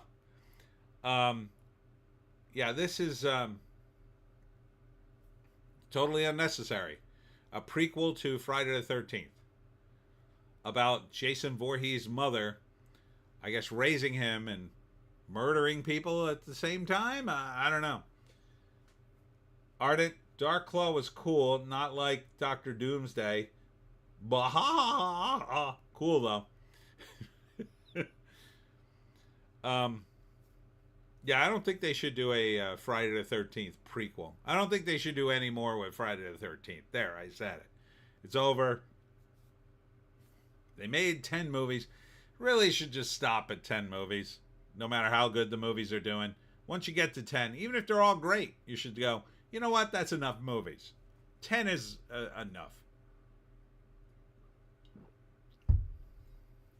JC, didn't they already do a Friday the 13th prequel TV series? They were talking about it. I don't know if they ever did it. I think this was the series they were talking about. But I remember us talking about it maybe last year or some point. Zevek's demise, more Jason in space. Yeah, let's see more of that. Ardent at JEC, that was more of a use the title and actually not a terrible show, though pretty unrelated. Then why call it anything? Why not just make up a new show? Former Amazon VP of Games says company failed multiple times to dethrone Steam. Ultimately, Goliath lost. Okay.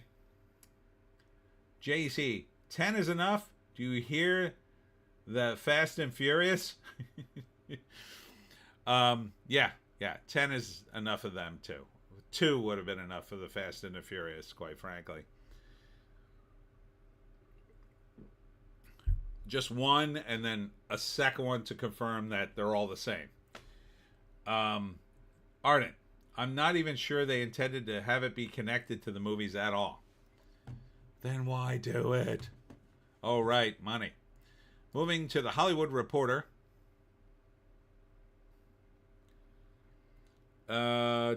Wait, says Arden, you didn't like Jason 10? Oh, I like Jason 10 for, for its campy appeal. Ardent, that's like not liking mayonnaise on pizza. Oh, come on, man, I just ate. JC, 1 Fast and the Furious was too much, to be honest. Here are the SAG Awards. Zavek's demise at Arden. I don't remember. I was really high at the time. Okay. Here's a brutally honest Oscar ballot. Number 1, Conclave for Best Picture. Emilia Perez star lost his vote with tweets. Man, they really don't want Emilia Perez to win anything now. If only they were that stringent with Emilia Perez about the quality of the actual movie. God, that looked awful. Penis to vagina. Ardent, I don't remember. I was really high at the time. I read that one. Ardent at Zevix. LOL, so was I. Ardent, don't think I've gone to see it otherwise.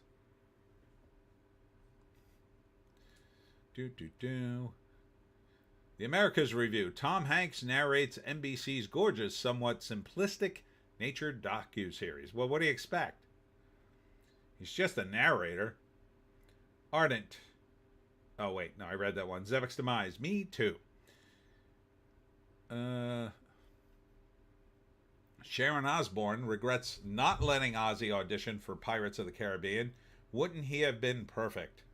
For what? Captain Jack Sparrow? He's not an actor. I mean, he would have sounded just like him, but he'd sound like Jack Sparrow, except you couldn't understand him.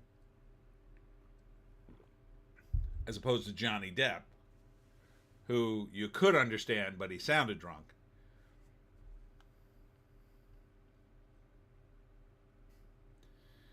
Let's see.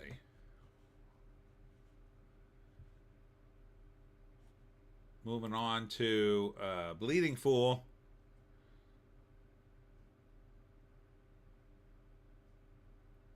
James Watkins tapped by DC Studios to direct Clayface. Sorry. I'm just phlegming up. Does anybody have any interest in a Clayface movie? I don't think it's a good idea. Ardent, Snort, Ozzy? Was he going to try out for the role Keith Richards ended up in, where he belonged? Oh, maybe that would have been cool. Or maybe they both would have been in it. JC, he would have been perfect for Jack Sparrow's dad if Keith Richards had said no. Zebek's demise, Ozzy would have been great as some part of Davy Jones's ship.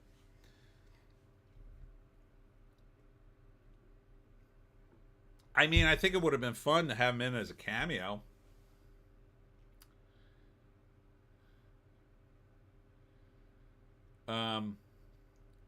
But yeah, I mean, Clayface movie seems like a mistake. Ardent at Zebek's Demise. Talking Figurehead.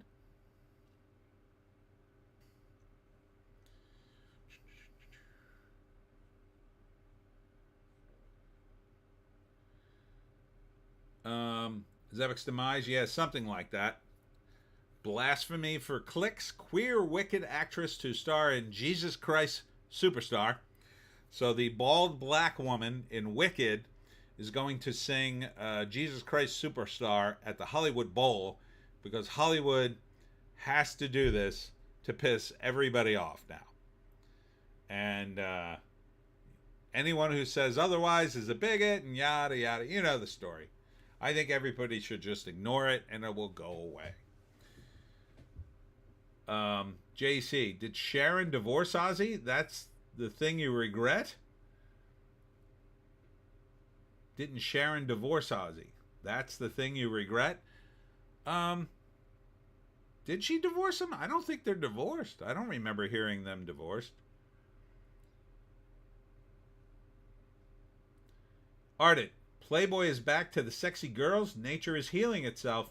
Hooters is still going tits up. Ha! Yeah, but Hooters has terrible food. I mean, yes, they started letting in trans girls and fat girls as the waitresses, which defeats the entire purpose of the restaurant. But the other thing that defeats the entire purpose of the restaurant is food you can't eat. I went to Hooters and the wings came out still frozen. Alex Ogle, queer wicked actress. She's so famous they can't even refer to her by her name. Well, her name is unimportant. See, the important thing in Hollywood is that she's black and she's gay. And that she's bald. Because that's the part that's going to get you mad. And get them lots of clicks. Which they think will somehow translate into money. And it won't. But it'll translate into money, I guess, for other stuff that talks about the queer black woman singing playing Jesus Christ in Jesus Christ Superstar. See. JC, Hooters wings suck. I completely agree. Ardent, ugh, I went to Hooters in Calgary, I think it was, once, and actually got great food and service. I got frozen wings, and my friend's wife worked at Hooters. And I had to send it back. I felt so bad, but I had to send it back. I literally couldn't eat it. Ardent left one of my rare tips. Ooh. Alex Ogle. She's black, gay, bald, and looks like the very demons Jesus cast the herd of swine. Cast into the herd of swine. Zebek's Demise. Never been to Hooters. I would rather just go to a strip club. Yeah. Well, Hooters is kind of based on a concept they have in Japan where you go in there. It's for businessmen. And you go in there and pretty girls serve you and talk to you. And they kind of pretend to sort of be your girlfriend. Sort of. Not really. But they're like... They have a word for it. They're like your hot hostess. And she opens the beers and like serves the food and talks and provides like a pleasant sort of companionship to your group of horny Japanese businessmen. And you're not supposed to touch her, but I imagine they have all sorts of problems. Alex Ogle, Hooters in Taiwan is great. It's the utter antithesis of what gives the place its name. What else we got here? All right, that's about it. Over at Deadline, more on Joy Reid, more on Survivor. Ugh, hate Survivor. Denise Richards opens up about being sexually harassed and how she was pressured to stay silent. I was told I would be blacklisted. Denise Richards was a complete and utter smoke show back in the day. I mean, she was a hotter than hot back in the day. Absolutely just unbelievable. So let's look at Denise Richards back in the day.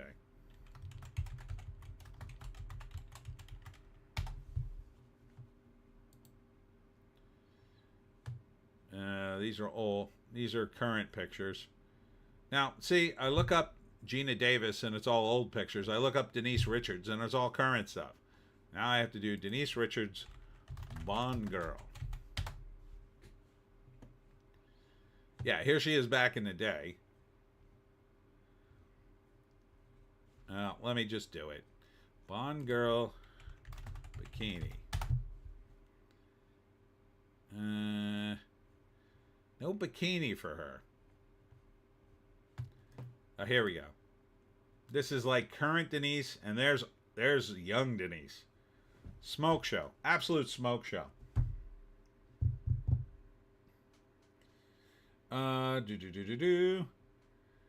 At Alex from Ardent. LOL, Asian Hooters. Shouldn't they call that tweeters? No, raisins in South Park. Alex Ogle. Denise Richards was a superb Bond girl. Zevix Demise at Ardent. Little Peeps. Ardent. Was it Wild Things?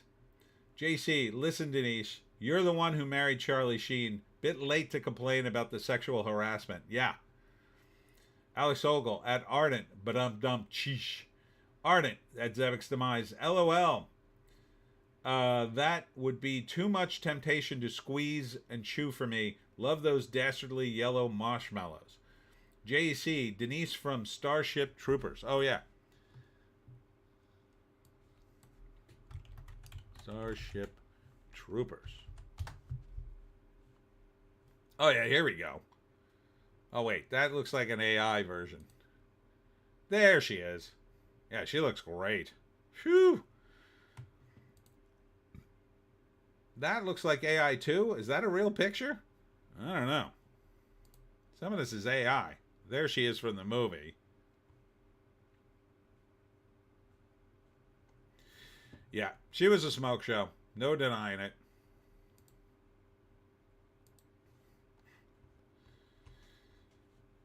Let's see. Anything else here? Oh, Jay Ellis gives Top Gun 3 update. They're wanting to get it right. Interesting. I mean, I'm not surprised they're going to do a third movie. I just hope Tom Cruise finally stops being the main character and then lets somebody else do it. You know, he should be the Tom Skerritt character now. Let's see. Ardent, yeah, or Wild Things. Nev Campbell actually managed to be attractive in that. JC, your head is covering Denise, Tony. Oh, sorry. Alex Ogle, after World War I, Woodrow Wilson wanted to export American culture to prevent more war. The world looked back and asked, what culture? The U.S. retreated for a while, thought about it, and gave us Hooters. That ought to teach you. Ardent, we need to teach Tony about cropping his camera square in OBS. Yes, you do. You need to teach me a lot of things.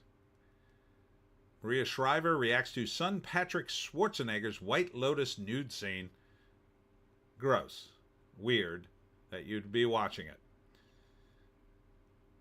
Let's see. Talking about Liv Tyler made a cameo in Captain America Brave New World. Oh, right, because she's like Betty Grant. Rashida Jones is ready for a Parks and Rec revival. Yeah, I don't think you're going to get Adam Scott back for that. His star is rising now. All right, over Cosmic Book News. James Gunn's Lantern series sounds bizarre, very adult and weird. Oh, gee, shocker. The guy from Lost is working on it, Damon Lindelof, who I call the Antichrist of screenwriters. I think it's going to be a disaster. Marvel teases the end of the beginning for Nova and Hickman's Imperial. So they're talking finally about a Nova movie, and now they're, what, going to kill him in the comics? Probably. Sounds like Marvel Comics. Constantine 2 has been pitched to James Gunn, reveals Keanu Reeves. Is that a real picture? Because that looks really good. He looks more like Constantine in that picture than he did in the first movie. Ardent, lovely. Ardent, Guy Gardner will be as soy as balls. I don't know. We'll see. In the movie, you know. I gotta say, though, the first Constantine movie with Keanu Reeves was very good. I wish he had done an English accent, but that's about it.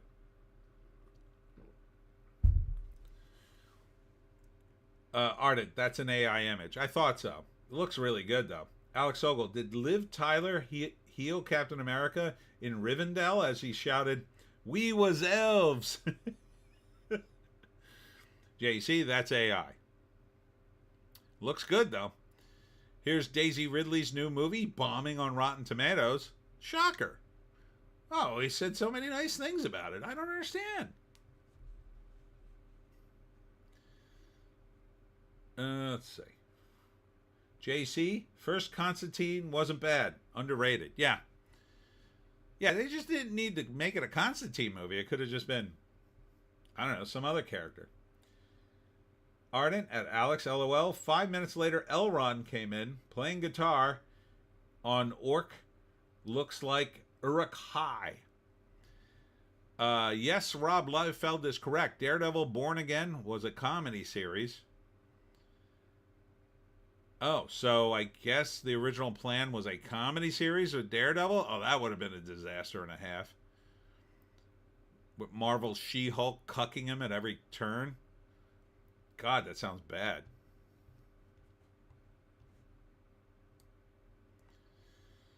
Let's see. Diverse Star Wars video game bites the dust. Oh my God, this has never happened before.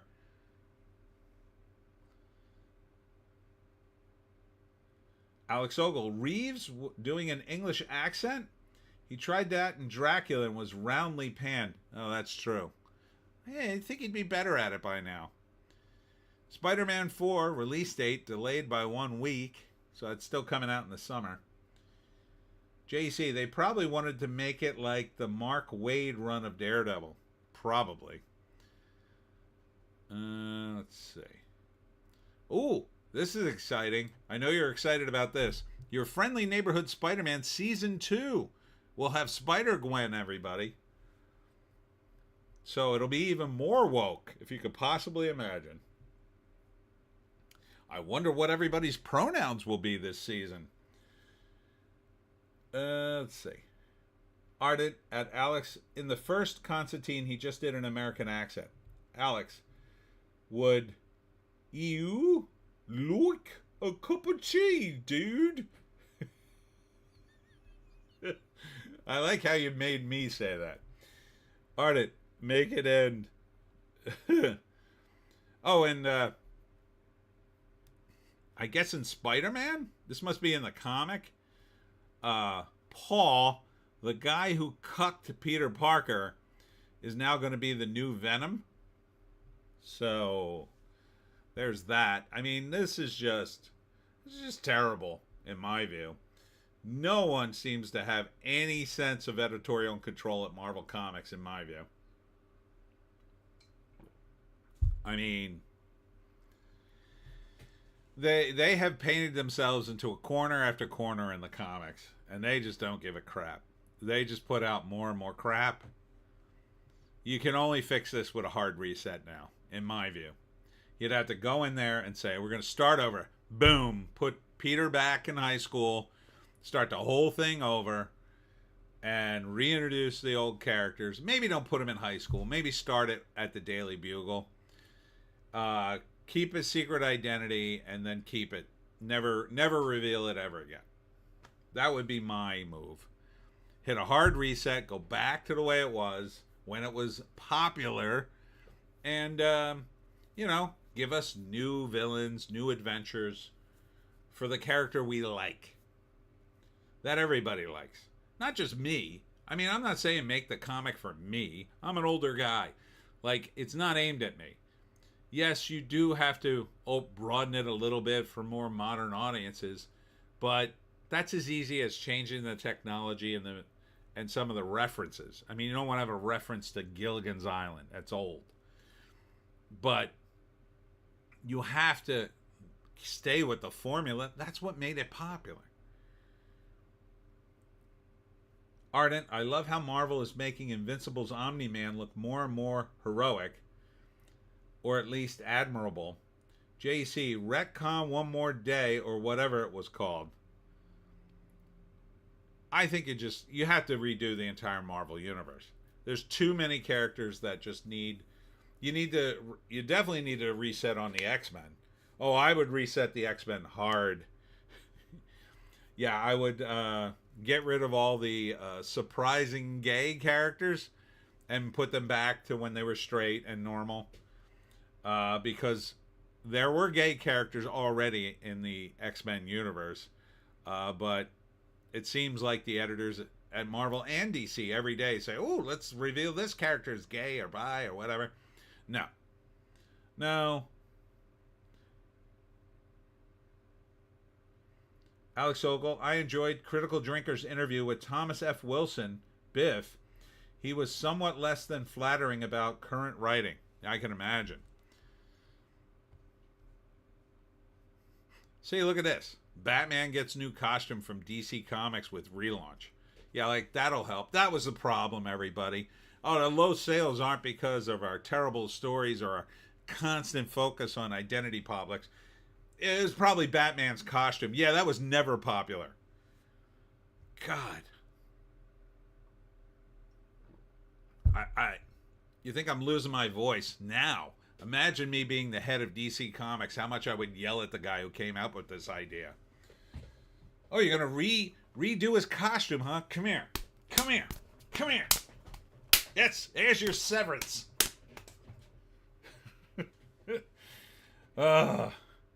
JC, X-Men reset is easy. Just say all the characters were plant clones for the last few years, and none of it counts. I would start with a storyline with Kang the Conqueror. I would have him shift into another universe where everybody's based and all the characters are normal again, and I would just stay there. I would completely abandon the old universe.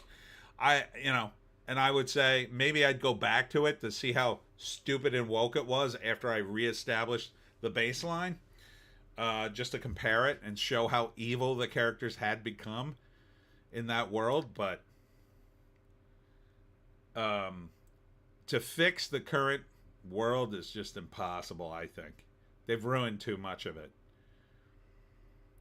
Here you go. Woke Marvel has killed Nova, Strange Academy, and Terra Inc. It's probably a blessing.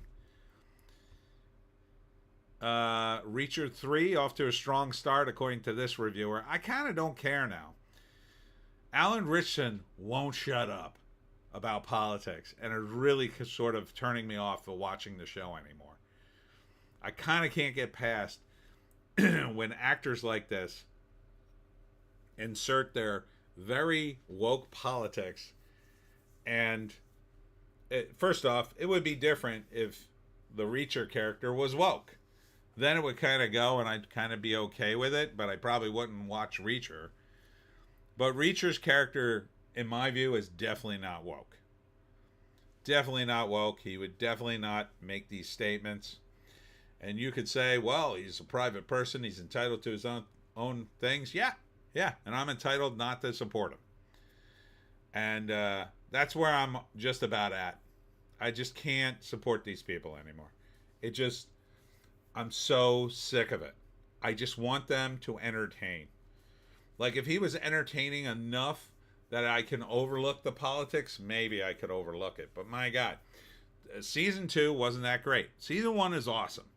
Season 2 was kind of weak, and I'm on the fence about season 3, and he just keeps coming out with stuff. It just annoys me. Ardent, go back to the last Secret Wars and do It Was All a Dream of Dr. Doom's. Here you got, this is another thing they're doing. They're hammering in Ms. Marvel,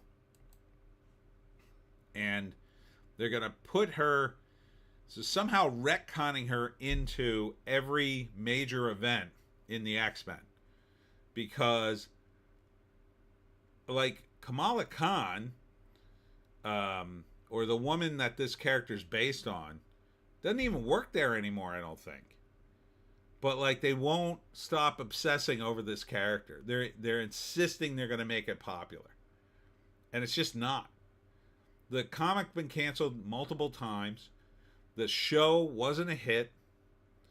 The movie wasn't a hit. I mean, how much more of this before you finally say, you know what, this isn't working? There are literally hundreds of characters in Marvel Comics that got introduced that nobody cared about, and they disappeared and no one's ever talked about them. But not this character. This character, they insist, must be popular.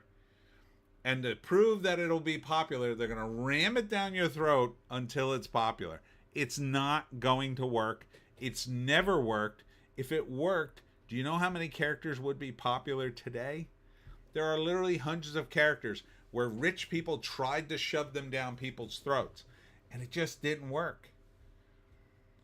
It cannot work. JC, Ms. Marvel's show failed, the movie failed, the video game failed so hard they shut down the studio. Yeah, I forgot about the video game.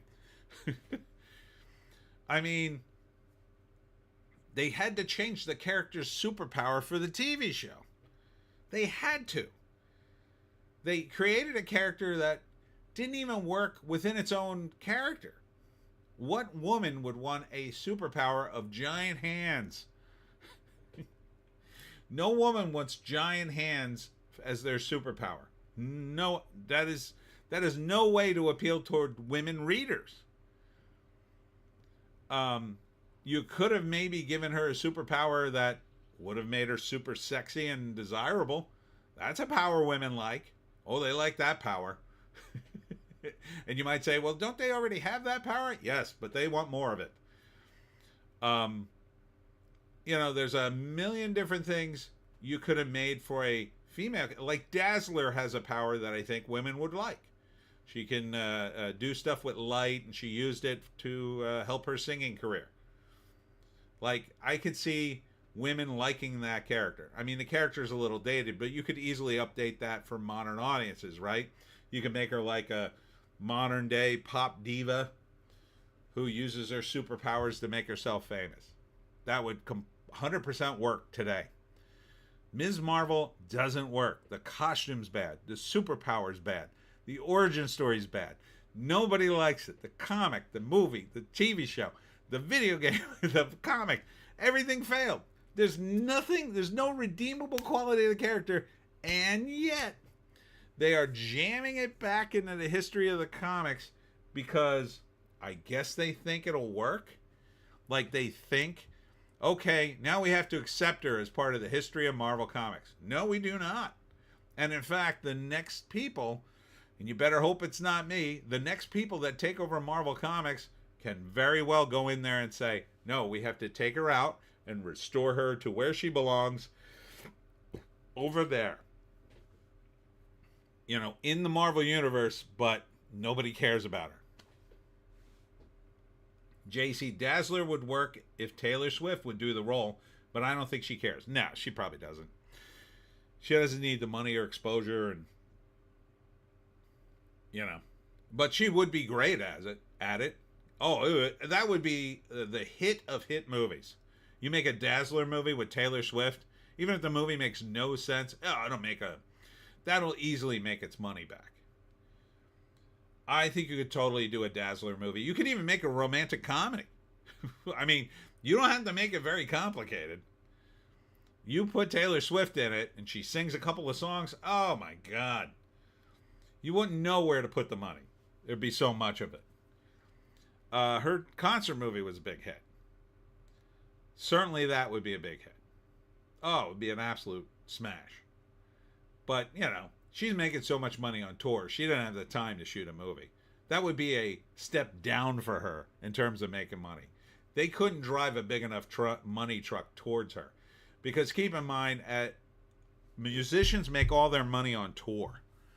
And her tours are massive. Oh, I can't imagine the amount of money. I mean, she's a billionaire, I think. She just doesn't need the money. So you couldn't bribe her to do it. She'd have to want to do it. JC, the soundtrack alone would make it worthwhile if Taylor sung it. Oh, yeah. But again, that's like, why would I cut in the people at Disney? Like, there's no upshot for her. She'd be better off putting out her own movie and her own soundtrack. They have to wait until she's not popular anymore, and that by that time she wouldn't be a good Dazzler. Ardent, Sabrina Carpenter wouldn't be a bad choice, looks wise for Dazzler. Yeah, she would be pretty good. She wouldn't be as big as Taylor Swift, but I could see that 100%. I saw her.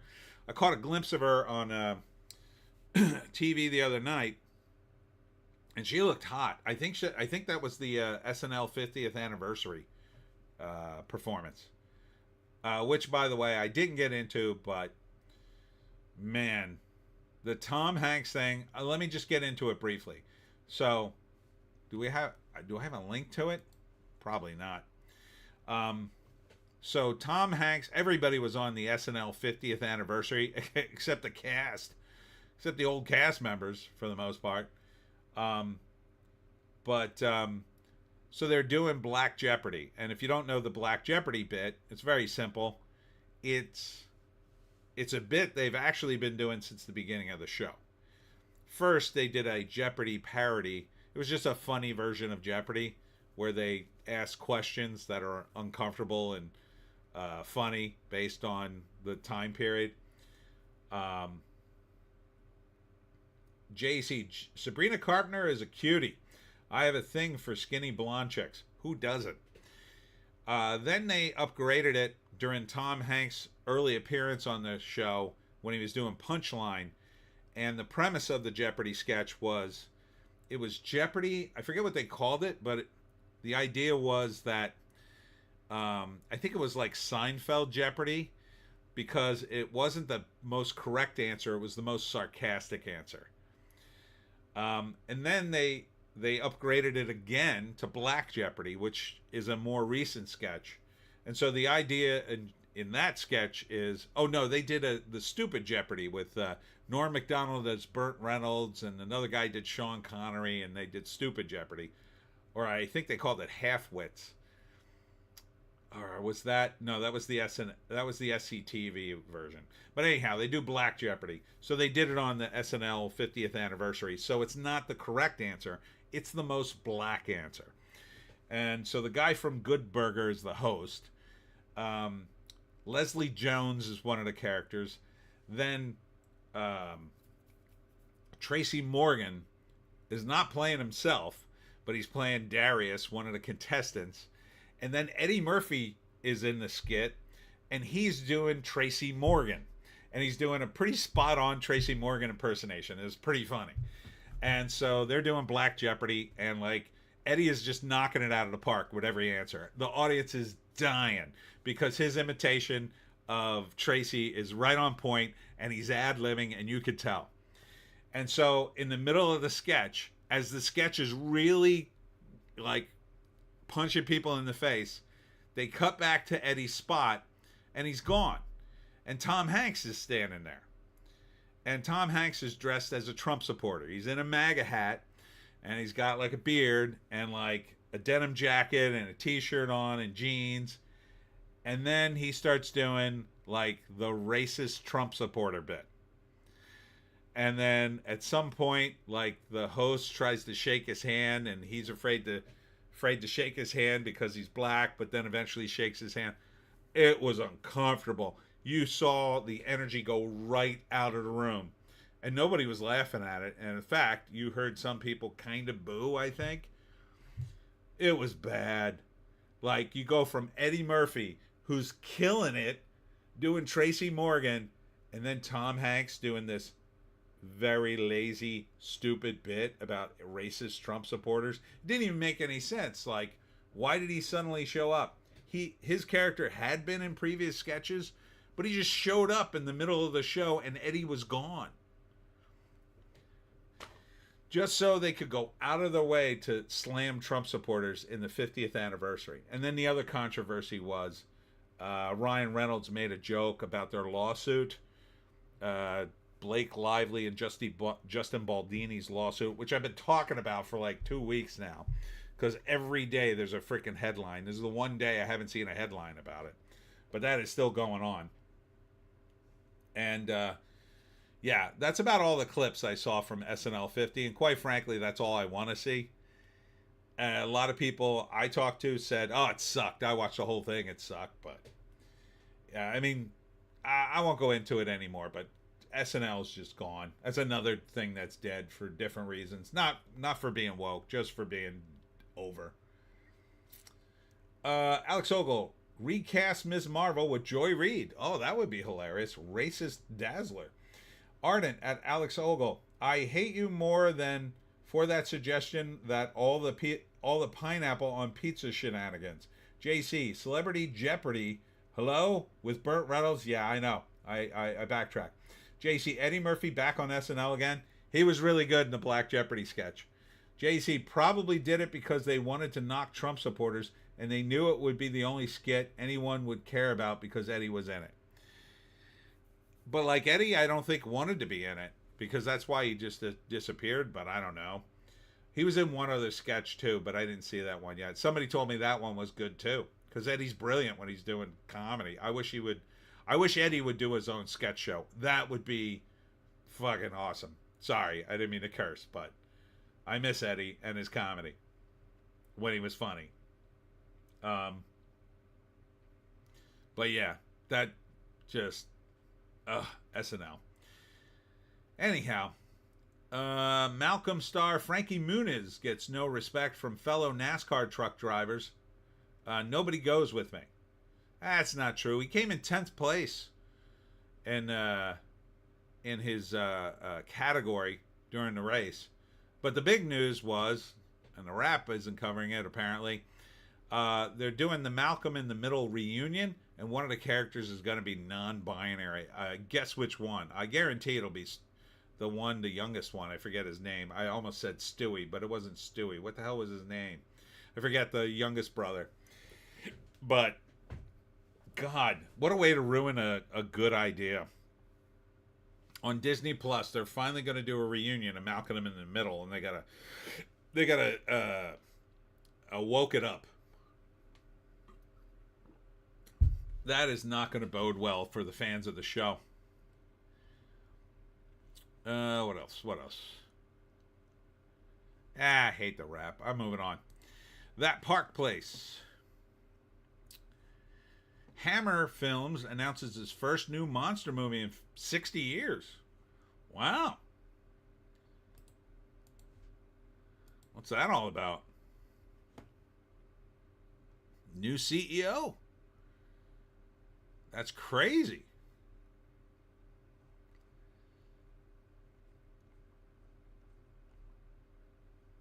According to their Instagram, the film is titled Ithaquah and will be horror as it was meant to be, terrifying and utterly unforgettable. It's in production with Casey Walker directing, Luke Hemsworth. He's not bad. I've seen him in a couple of movies. Kevin Durand, Michael Pitt, Craig Larzon, and Lena Robinson. The plot is described as set in the brutal wilderness of the 1800s Canada. The fur trade is in decline, and a remote outpost is starving. A mercenary fights to unite the survivors against the cold and hunger. And something far worse, a dark force is watching, waiting. And those who fall into its grasp are cursed with an insatiable hunger for flesh. Ooh. It sounds like a Wendigo movie. That's very interesting. I'm working on a very similar thing for the next Pineys book, for book 18. Book 17 dropping next week, by the way. So, you Canucks. Canada's going to... Oh, here's the poster. Look at that. That looks cool. I like that poster. Wow, from Hammer Films. Huh. It's Hammer time, baby. Ardent? Ooh, it's a Wendigo movie. Yeah, I think so. They're not 100% sure, but it sounds very much like the Wendigo. Ardent? LOL. And then this rumor, Johnny Depp returning to the Pirates of the Caribbean. I don't think so. I mean, they would have to drive a serious load of money to his house. I mean, they got the money, and they're stupid enough to blow it on Johnny. I mean, I think it would be stupid because they would have to... I think they would have to pay him $50 million to come back. I really do. Because he's got to figure, like, I want so much money that I don't care that they screwed me over. Like, that's how much money you'd have to get, right? And I think they really screwed him over. And he's going to ask for the moon and the stars. And why wouldn't he get it? Why wouldn't he get it? He's the whole movie. He's the whole reason people go. Ardent. God, I hope they don't pull a bait and switch and have it be possessing spirit instead of actual creature. Oh, we'll see. But my God, I think Johnny should say no. He has enough money. He's a better actor than this.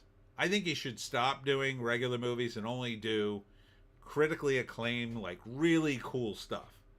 He should be super selective in his roles now. He shouldn't do these big, giant movies anymore. He doesn't need the money. He just doesn't need the money. He should get a handle on his finances, though. He sounds like he's all over the place on his finances. I mean, the divorce proceedings, you got a little peek in there. It sounds like he was blowing money left and right, but hopefully he's got a handle on it. Ardent, Disney would have to mortgage a park to get Depp back again. Oh yeah, if Johnny Depp is in Pirates movie again, that thing might hit $1 billion opening weekend. I don't know about that, but it would do well. I don't know what they're going to do at this point. They kind of beat this thing to death. But, you know, I'm sure they'll get Jeffrey Rush back and whoever else they need to make it work, if Johnny comes. So, I don't know, but never say never. I mean, he might just say, I want the money.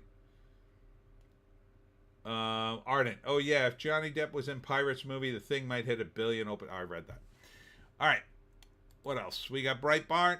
German election polls, former Merkel party takes top spot. Populist AFD surges to second place. Leftist Social Democrats collapse, so good luck, Germany. Hopefully you can finally get a handle on things.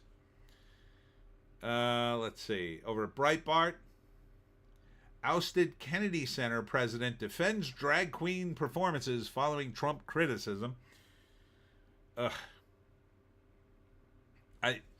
The day the left decided drag queens were now suddenly going to be the most awesome kind of entertainment is the day I was just lost complete respect for them in any capacity. Anyone who argues that the left has something to say, I will always point to drag queens and say, no, they do not. Because drag queens is so niche, so vaudeville, so stupid. It is for a very tiny group of people, but you lemmings will follow anything just to feel virtuous. I mean, it is the dumbest thing I've ever seen. It's humiliating at this point that people keep talking about drag queens like there's something special. I mean, Jesus. LeMay, I don't care about Pirates movie, but I like Johnny. Yeah, I do too. I would want to see Johnny. You know, he's such a good actor. I would love to see him in anything, but not of another Pirates movie. I would love to see him. I would love to have him in the Pineys. Oh, he'd be good in the Pineys. Oh, man. Who would he be in the Pineys? He's about the right age for Hemingway, but I don't really see him as Hemingway. Who would he be? I could see him as Virgil. Cousin Virgil. He's a good character for him. Ardent, what the F is Wisconsin's governor saying? Oh, wait. I think I passed that. I'll go back. I don't know. I must have forgot. I must have been some other headline I missed. I know that he did say something. Oh, he said he wants to call women inseminated people because he's out of his mind. He is woker than woke. He should just resign and be embarrassed he even spoke those words. But he won't, and they'll have to drag him kicking and screaming out of office. Alex Ogle, In his 1981 film Excalibur, John Boorman cast Nicole Williamson as Merlin and Helen Mirren as Morgana. Their real-life relationship had broken down, and Boorman used the tension to great effect. Ooh, neat. Now imagine Depp and Heard cast opposite each other in New Pirates. He would definitely not do it then. That would be like getting, you know who hates the two cast members of Game of Thrones? The woman who played Queen Cersei hates the actor who was, I forget the character's name and I forget the actor's name, but he was the guy who was like Jaime Lannister's buddy. And he was a mercenary. He kept scamming his way into bigger and bigger castles. I forget his name. Begins with a B, I think. Yeah, like those two refused to be on screen with each other. Ardent, inseminated person, they need to have a recall election now. They really do. Replace mother with inseminated person. What the F? Yeah. Speaking of which, Trans Euphoria star Hunter Schafer unhinged after passport updated to male. F this administration. Oopsie. Well, tried to warn you, but that was going to happen. Kathy Lee Gifford praised Trump for protecting her family from a psychopathic murderer. So Trump doing good deeds again. Ardent, Lita Headley, and Braun. Yes, Braun. One sec. Jeremy Flynn. Yes. Yes. Those two, they had a relationship and broke up, and they refused to be on screen with each other. Arnett Braun was probably my favorite character on GOT. Yeah, he was really good. I liked him too. Here's something that sounds like sour grapes. Angela Bassett says she deserves supporting actor Oscar for Wakanda Forever over Jamie Lee Curtis. I have put in the time. What an arrogant statement that is. Now, you know I'm no fan of the Oscars, but my God, lady, you don't say something like this in public. You might think it. But to come out and say it? What is it going to get you? Are the people of the Oscars going to go, oh no, Angela's mad at us. Better give her an Oscar. And I don't think they will. And it's not like Wakanda Forever was a good movie. It looked horrible. So... let's see. Oh, one of Diddy's lawyers files to stop defending him, which is weird. He just suddenly said, I can't be part of this anymore. Ardent, aside from Podrick, but Podrick was just a reminder of one of my high school buddies, just a sweet summer child. Bunch of other anti-Trump stuff. The View goes after Buttigieg, calling out Dems on DEI wrong, so tone deaf. I don't know what they're doing on The View anymore. George Clooney accused the media of dropping the ball and reporting Biden's incapacity. A little late on that, George. Rips Biden's terrible messaging. Wasn't working at his best, to say the least. I bet you wouldn't have said that while he was in office. Anti-Trump, The Apprentice director Ali Abbasi parts ways with production company amid groping allegations. So the Trump curse is real. Never cross Trump, or the curse will come for you. And it says here, The Substance, which I saw, wasn't bad, is not a feminist horror story, but something better with TNA. It does have quality TNA. You got quality TNA from Demi Moore and from Margaret Qualley. That's quality stuff. That's quality boobies. I don't think you see Demi Moore's boobies in that. I think you do see Margaret Qualley's, though. I forget. See a lot of her, though. Definitely see bare butt. You definitely see that. Yeah, The Substance wasn't bad. It wasn't bad. All right. I think I got to wrap because I'm losing my voice. And the dog is furious at me. So I got to take her for WALK. So what have we learned today? Well, we learned that the numbers website doesn't always work. We've learned the box office for Captain America, no bueno. But more bueno than the rest of the films for some reason. We learned about horror movies and why you should make them, because the international market is big.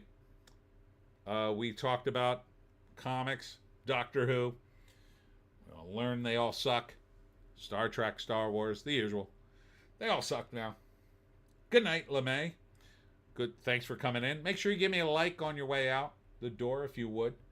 What else? What else? We learned you can't go wrong with boobies. But you can go wrong in the Oscars if they dig up your old tweets. So, John Adams says, good night. Oh, there's John Adams. John Adams was lurking the entire time.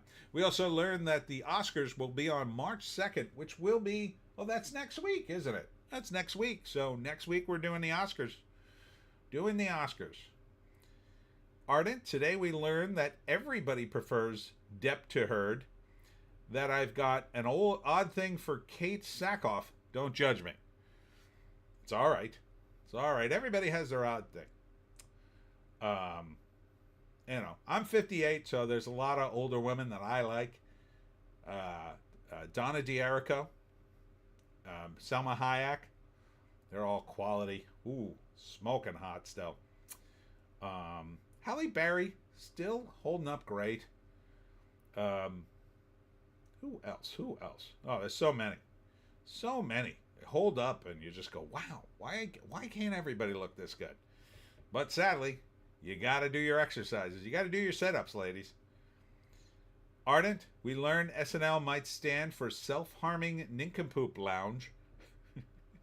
Oh, that's right. Yes, we learned Eddie Murphy was very funny in skits and should do them all the time, and that Tom Hanks should just stay away. SNL is dead along with Doctor Who. Ardent, hell, who doesn't like Salma Hayek? I know, right? She looks exactly the same. Like exactly the same. You could line up pictures of her from her 20s all the way to the modern day, and you probably couldn't line them up in order, right? I mean, if you took Kelly McGinnis pictures, you could line them up in order. That would be a no-brainer. But Salma Hayek, you'd be like, I don't know. You'd have to look at the background and check her clothes to see if, oh, wait, was this in style in the 90s? Let me put her over here. Ardent, Helen Mirren is still halfway smoke show. She was very hot for a long time. She was really hot for a long time.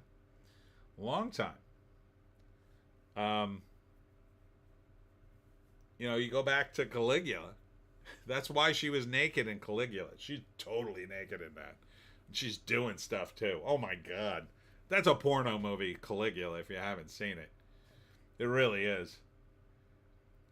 Ardent, Desperado to the Hitman's Bodyguard. Still pretty much the same. I know. She keeps putting up pictures of herself swimming around in a bikini and just like, oh my God. How does she stay that hot? There's no wonder she's married to a billionaire, right? I mean, like, imagine that guy. He must just smile every day of his life. Hey, where's your wife? Who is your wife again? Selma Ardent. Salma, I mean. Yeah. Yeah. Just so great. We learned Denise Richards looked great back. She was a total smoke show. These days she looks good. I wouldn't say she looked the same, but she looks good. She's doing OnlyFans. Along with her daughter, which is weird. Ardent, LOL, saw Caligula a few years back. Must have been fairly tame edit, I think. Oh, I didn't see a tame edit. I saw that.